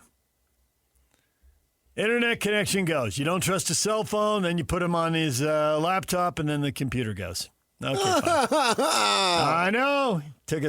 Walked us right to the cliff there, and then fell apart. Yeah, what are you going to do? Yeah, what are you going to do? go on. That's all you can do. We are going to go on. Just sit here in silence. Well, it's fascinating to see what they do, but the good thing is they're dealing, I think, from a position of strength. It's not a panic situation, so I take comfort in that. It's like the Jazz.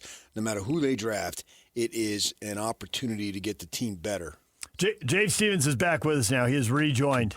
Jay, you walked us right to the cliff. Finish that thought. Am I here? Okay, so what I was talking about is just being able to put talented players in the right positions, because you can't put a guy like Iginla on the fourth line. The fourth line doesn't think and react like Iginla. You know, your third and fourth lines are supposed to draw penalties, create turnovers, frustrate the other team, pin it down in their corner and tire them out and make them chase you around for a bit. And that would be, you know, guys in the past have been pulled up and put on those lines. In the 80s and 90s, it was like, all right, we pull the guy up out of the minors. He can't be in the top two lines and see how that works. And it never really worked. You know, you need like-minded people with like-minded people on a line to make it work. So, yeah, I do think you see Iginla make that top six. And I think you see Cole Beaudoin and, you know, maybe Gabe Smith on the third and fourth line. That makes sense. That's a good place for them to fit. And that helps the youth movement. And you're right. Keller's in his prime. Sergei's in his prime. It'll be interesting to see what other guys they bring back. I could see him maybe offering another year to Ian Cole to balance that out and just keep, because he was such a blue collar guy who did all the hard work in front of the net and ate a ton of pucks in front of the net. And really, I think was such an on ice and off ice leader for the youth movement that I could see them extending them or even just making him a coach. But then that's, you got to ask yourself, the guys that we love that were here last year, who do we give a roster spot to if it takes a spot from Iginla or Beaudoin or Denoyer? So you're going to see some a lot of line mixing in the beginning of the season. And it'll be interesting to see what happens and see if they really do. There's just not really great free agents on the market that you want to go out and pick up. I mean, technically Kane's a free agent and Tuck, who have been great players in the past, but I just don't think there's enough to go chase to change that line or, you know, to give up a spot for one of these guys that is a top 10 pick. Jay, we appreciate the time as always. Thanks for joining us and look forward to talking to you again throughout the offseason as they do or don't make moves. We'll see what happens. Draft coming up on the 26th, free agency, July 1. Jay Stevens, NHL insider for KSL Sports and host of the Utah Puck Report. Okay, we're going to take a break. When we come back, we will go over everything we've talked about in this show, including have the Wizards botched it away and given away their leverage. We will get to that next. DJ and PK, it's 97.5, the KSL Sports Zone. 3, 2, 1. This is Scotty G and Coach Tim LeCoe. Come on, this is a guy that fully admitted that he had gambled. He had over $90,000 worth of bets, many including games that he was playing in, teams that he was on, teams that he had insight into game plans, and the injunction is granted. You will see Brandon Sorsby unless an appeal is made, and they're banking on the fact that this injunction will remain in effect until something can happen, and that won't be until after the season is over. So Brandon Sorsby may be playing college football, folks. The problem in a nutshell is this. We've done this to ourselves. Oh, yeah. This is self-inflicted. We have absolutely done this to ourselves. It is in a thirst for right now we got to win because everybody's in an arms race and everybody's trying to compete so hard and we've lost our frickin' way. Catch Scotty G and Coach weekdays from 10 to 2, presented by Mountain Land Supply on 97.5, the KSL Sports Zone. Hey there, it's Wayfair here, where delivery and setup are as easy as a few taps on your phone. You're relaxing in an old hammock, scrolling Wayfair's app, when you spot it, a brand new patio set. Next thing you know, Wayfair delivers it right to your patio and sets it up. Oh, you need a new grill too? All right, Wayfair's got you covered. With Wayfair's room of choice delivery and fast expert setup on qualifying orders, life gets a little easier. Visit wayfair.com or the Wayfair app. Wayfair, every style, every home. I sold my car in Carvana last night. Well, that's cool. No, you don't understand. It went perfectly. Real offer, down to the penny. They're picking it up tomorrow. Nothing went wrong. So, what's the problem? That is the problem. Nothing in my life goes as smoothly. I'm waiting for the catch. Maybe there's no catch. That's exactly what a catch would want me to think. Wow, you need to relax. I need to knock on wood. Do we have wood? Is this table wood? I think it's laminate. Okay, yeah, that's good. That's close enough. Car selling without a catch. Sell your car today on Carvana. Pickup fees may apply. Slacker Red Headlines brought to you by Trajan Wealth. Call Trajan Wealth today, your local trusted financial fiduciary. Call them at 1-855-TRAJAN1 or visit their website at TrajanWealth.com. All right, we've talked NBA Finals this morning. Jalen Brunson, 2 NCAA titles and an NBA title. 45 points in Game 5, the clincher. Hats off, man. Likeable guy, likeable team, likeable coach. They are the 8th different champion in 8 years. I thought the impressive thing about that game is I thought it was played in a really different style, and if you're going to win a championship, you need to be able to play in different styles. And I thought in that game, it was pretty clear early on, both teams were playing like the season was on the line, because it was. There was a lot of grabbing and bumping and hand checking. I thought I was watching 90s basketball. It had a 90s score. We were watching playoff basketball. But even by current playoff standards, that was a physical game. But this is current playoff. And it was 94-90. I understand what the score was. Well, but we had games all this playoff where they were in the hundreds. Sure. And it wasn't the final. It wasn't the last game. Opportunity. Right. To win it all. And so you have to play at a different style. There was more contact and play through it. And the guy who did that the best was the smallest guy. There's no sport that is as different postseason to regular season, even earlier postseason, than the NBA. I get your point, and I agree with you, but I was not surprised. I can understand that. I mean, you watch basketball, you're not surprised. It's like we're getting to the end here. It's really, you can turn on the TV and you're going to think it is really going to be a grind tonight. That's why we're watching. But it was. Who doesn't love that? It was an ugly grind. But that's the beauty of it. That's what I want to see. It's like I said, if they did that in October, they'd all be dead by Thanksgiving. They would be. Yeah, you're right. They would be. Yeah. I agree. And they can't. The system, the product, the amount of physical exertion, the amount of games, the amount of travel doesn't allow that. That's why quit trying to fix the regular season, because there's nothing you can do about it. You can move the bag back until it's over the fence. But there's 82 of them. Yes. Yeah. And all the travel and the toll it takes on your body. Minimize that. Minimize the back-to-backs. Yeah. But the other thing is, you can't win the title in the regular season. You literally can't. And so teams and players are always going to, and New York did, and they beat San Antonio. So maybe it's 3 years in, and it was a great predictor of the finals this time. That's why whoever wins, it was in December, I'm going to Vegas that night. I'm calling Sorsby, and you're getting on your phones. Don't go to Vegas, old man. I want to go to Vegas. Just pull out your phone. Oh, well, that's different. Then they can't trace it. That's different. Oh, they have their ways. I know they do. They got cameras everywhere. They do. So I get that's the way it's going to be.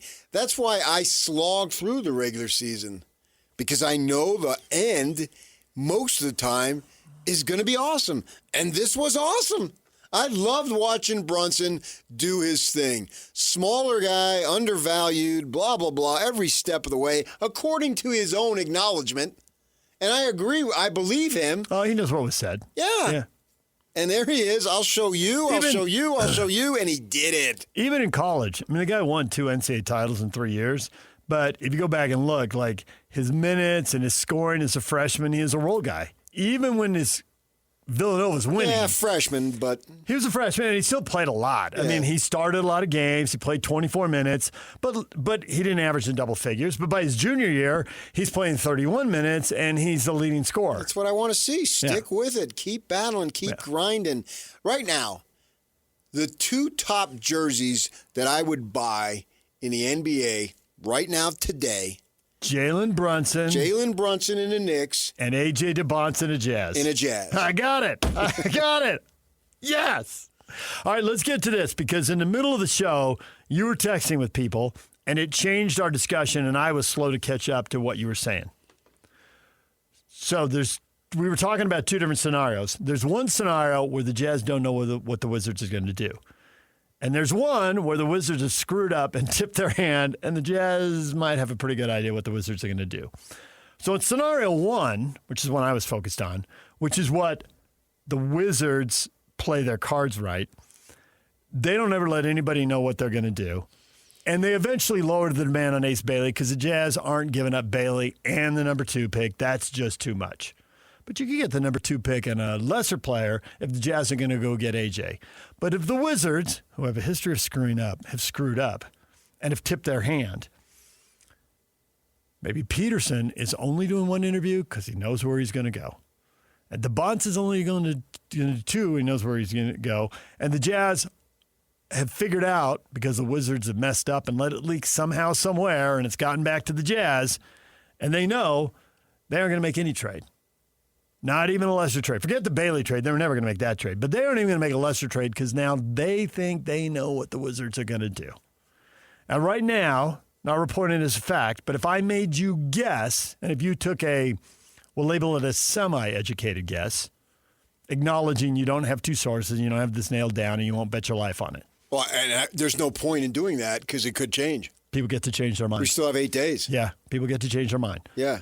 But just sitting here right now, you would guess that the Wizards have screwed up, tipped their hand, and the Jazz, they're going to take Peterson, and the Jazz know it. I don't think it's a screw-up, though. I mean, when Wembanyama was coming out, was it a screw-up that the Spurs were going to take him? No, because it wasn't a close call. And in their mind... And I don't think Cooper Flagg was a close call. Good one. Excellent. More recent. Well, the other one's only a couple years old. Right. But those 2 were slam dunk number 1s. And there was no point I've always finessing believed, and I've had others confirm, multiple others confirm what I've always believed, and it's not a stretch that I've always believed it, and you brought it up, the preseason draft, is that Darryn Peterson is the most skilled player. And if he's the most skilled player, then take him. Duh. Yeah, I can't argue with that. And watching him when he was healthy and he was locked on, you could see what everybody's talking about. You really see it. If all you watched was BYU Kansas, you could see it because that was one of the games he was. Yeah, we did, but we watched other games too. But he was healthy. He was locked in, and my gosh, he's smooth. And just like that, one dribble, one step, he gets so much separation in space, and he doesn't seem to need much. And he gets so much, and then he's taking the shot. You're like, well, that's going in. Yeah, he's very smooth. Going in. Smooth is the word. Over and over and over. And DeBonce, for all the things he does right, and there's a long list, there is this doubt about him as a three-point shooter. Mm-hmm. Sure. Now, it's a doubt that can be answered. It can be fixed. I don't know if it could be improved. It can be improved is a better word. Yeah. It can be improved, and he is devastating other stuff. And I'm not. See, Locke has a little you have it, but I have it too. You know, sometimes when people tell you something, you just want to go the other way because you get sick of listening to them. But one thing Locke's always said, and I'm surprised he doesn't embrace it more right now. I know. And I'm surprised he doesn't embrace it more right now, is he's always said the college game's really different than a pro game. The spacing is very different. And he's right. Mm-hmm. And that plays into Bonce's favor because at a level of the sport where there isn't much spacing, he found enough to get to the hoop. Everybody knew he was a 33% shooter, and they all defended him like it. And he still found a way to get into the paint. In the NBA, when the floor is more spread, I don't see. He's just got to be respectable enough so his guy doesn't do what we saw people do with Ricky Rubio with Ronnie Brewer or with Derek Favors. I'm not coming out there. You come in here. I'm waiting for you back here. No, I want you to be out there. Yeah, you stand out there. I don't fear you out there. I'll be waiting for you here if you come in here. I'll get the long rebound. And if you don't, it's 4-on-5, and I'm going to help jam up everybody else. Mm-hmm. And we're going the other way. Right. I hear you. That's the flaw, and that's why he'll go 2. But his level of athleticism is why Boozer's probably going to go 3. But honestly, at 3, Boozer is a huge win. I'm with you, sure. 20-10 guy. He's going to win playoff games and playoff series. I don't get mad about the quote-unquote easy/lazy comparison to Carlos. I think he is Carlos plus whatever percent, I don't know, plus 20% or whatever you want to say. Because the game has Carlos changed and Boozer, he grew up in a development that's different. Exactly. And I think he had the advantage of having Carlos in his ear the whole time. Like, Carlos Boozer had a lot of things he did really well. And he got in his kid's ear and made sure, hey, if you do this well, it pays off. And so a lot of the things that Carlos had, Cam has. Cam's taller. And Cam goes out on the floor more. Mm-hmm. And Cam it plays in an era when it's more okay for a forward to initiate the offense and run pick and rolls and beat guys off the dribble from the three-point line, which in Carlos's era, Carlos really only took his game out to 15, maybe 17 feet. He was really good there. He was never really asked to go beyond that. Could he have? We'll never know. It wasn't the way the game was played and it wasn't the style. So Cam Boozer's a big old win at number 3. And if you don't think Peterson's going to play more than 45 games a year, or if you don't think if you don't think DeBonce's going to shoot more than 30 or 32% from 3, then go get Boozer. But if you think that Peterson's going to be a gamer in the NBA, and if you think DeBonce is at least going to be decent to respectable from 3, you got to draft those guys 1, 2. I think Washington needs to take Peterson. Isn't it crazy? Everybody wants to go to Washington. Everybody being Ace Bailey and now I don't Peterson. know that he necessarily wants to. He wants to be the 1 pick, yeah. and he just whoever had the 1 pick. He wants to go there. Yeah. Right. It's more money and it's ego and it's accomplishment. It's what you've been striving for a year or 2 or 3. He has the potential to be a really, really fine player. So I would have loved to have seen him here, and maybe he'll be here. Yeah. Maybe he is going to be here. Maybe they take AJ, and we won't literally know until next Tuesday. And I'm fascinated by it. But the Jazz aren't getting a consolation prize. That needs to be established. They're getting a player who has a chance to be really, really good. And that's what you're looking for. I think everybody drafting in the top 8, and sure, it's easier when you're in the top 2, 3, 4.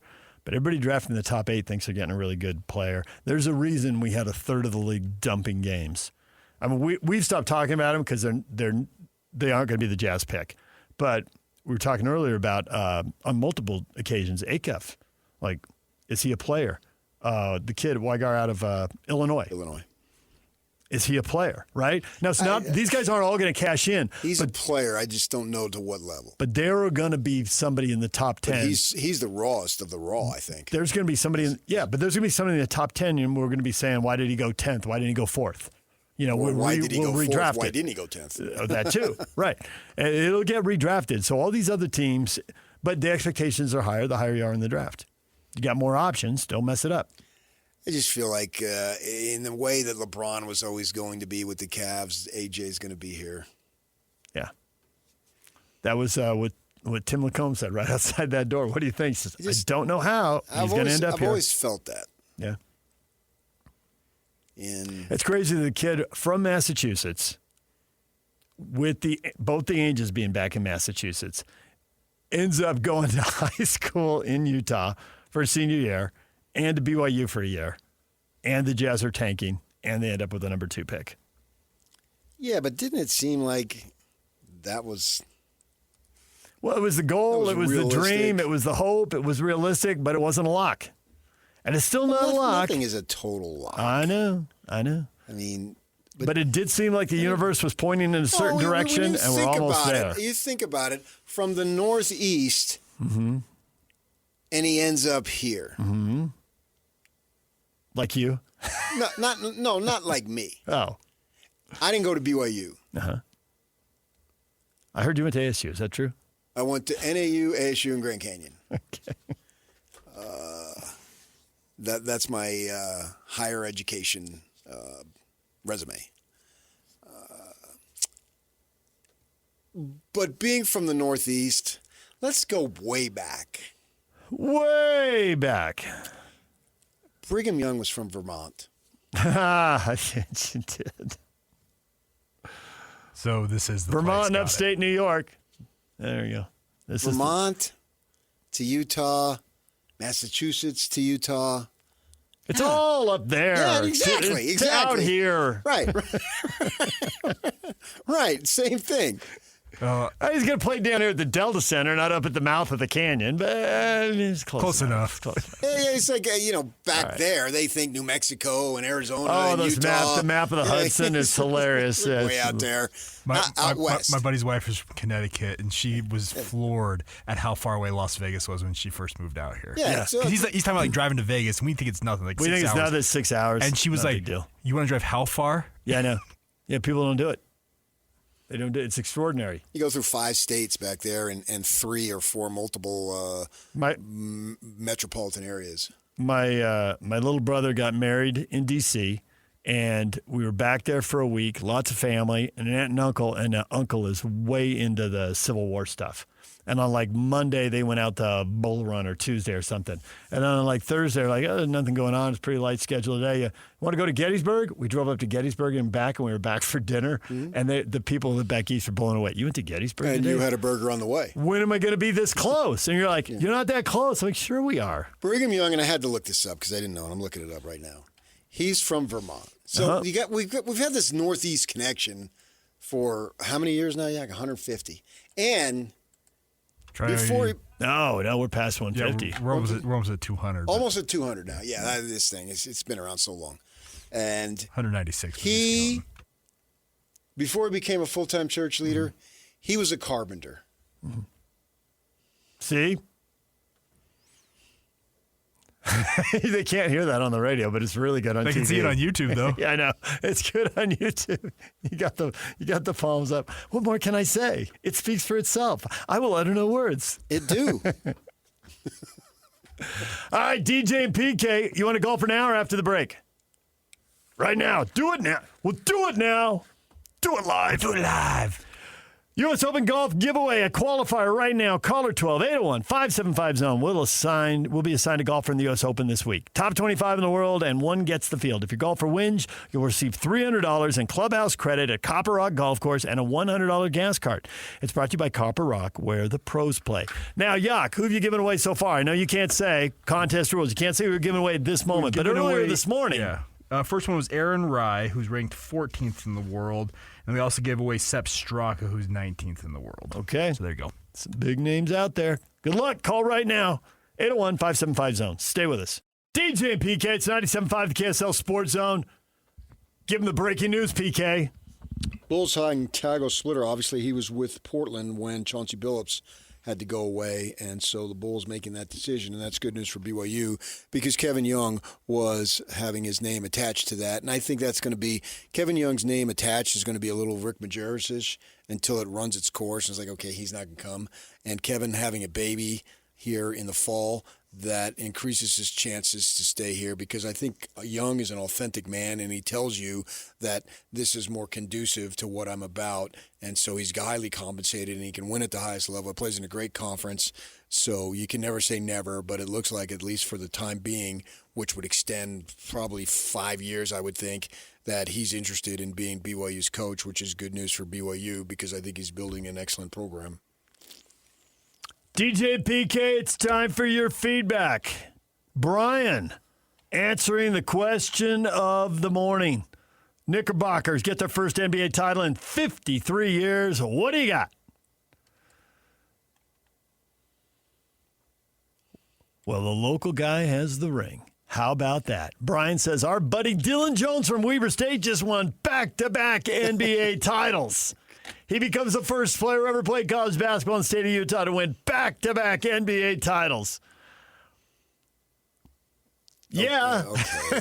He gets to be in the locker room and jump around, but when you check the playing time, he's been on some two-way contracts. And so you do get to be up and you're there, but, you're not in the rotation. You're not starting. You're not finishing. I would go more Jordan Clarkson, who at least got some PT. Didn't get a lot, but Jordan is... If he leaves the league today, he had a phenomenal career. Aaron, love JC. Happy for him. Sam, I'm happy JC got a championship. Happy for Jordan Clarkson. He used to go to a lot of Jazz games, Dale Stewart says. That's funny. That will always be fun. And it got thumbs up and laughing emojis. How many? You going to go to the Delta Center this year? How many? How many Jazz games? How many?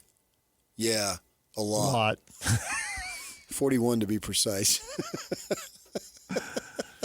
Oh, man. Only he could get away with that. It was perfect. He just deadpanned it. It was just so spot on. And there was no... Like when Wimby gets up and says, what did he say? Exactly. Never? Give me the quote. Yeah. I'll see you guys later. Never. Yeah. It was never. Yeah, never. It's like there's like some, I don't know, malice is maybe too strong, some... angst, he looked way shorter than 7'4". But in retrospect, shouldn't have Jordan had alerted her? Yeah, he could have. And saved her embarrassment? He could have. But that's why only he could get away with it, because anybody else who did it, it would have been seen as mean. Yeah. But he's so off the wall. Yeah. It seemed normal. He answered the question. How do you spell your name? He spelled it. You going to go to the games? How many? A lot. He answered. He literally answered all the questions that were asked of him.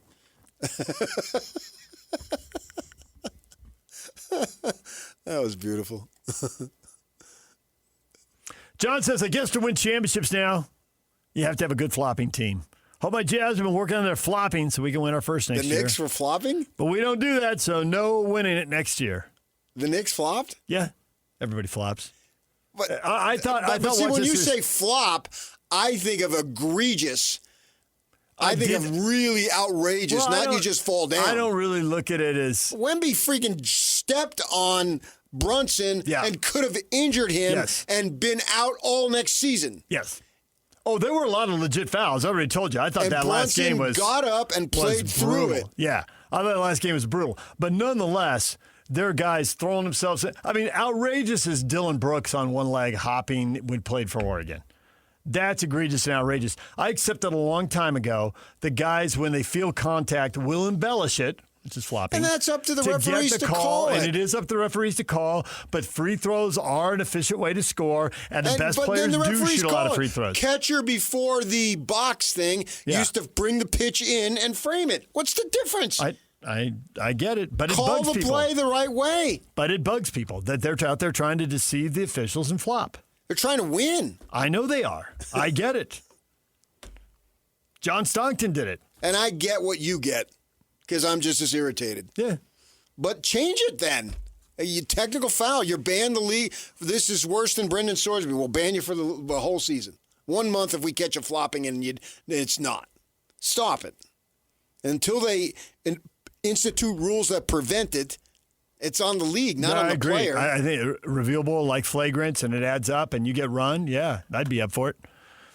All right, DJ and PK, that'll do it for us. Scotty G and the coach Tim Lacombe next, right here on The Zone. Thumbtack presents Uncertainty Strikes. I was surrounded. The aisle and the options were closing in. There were paint rollers, satin and matte finish, angle brushes, and natural bristles. There were too many choices. What if I never got my living room painted?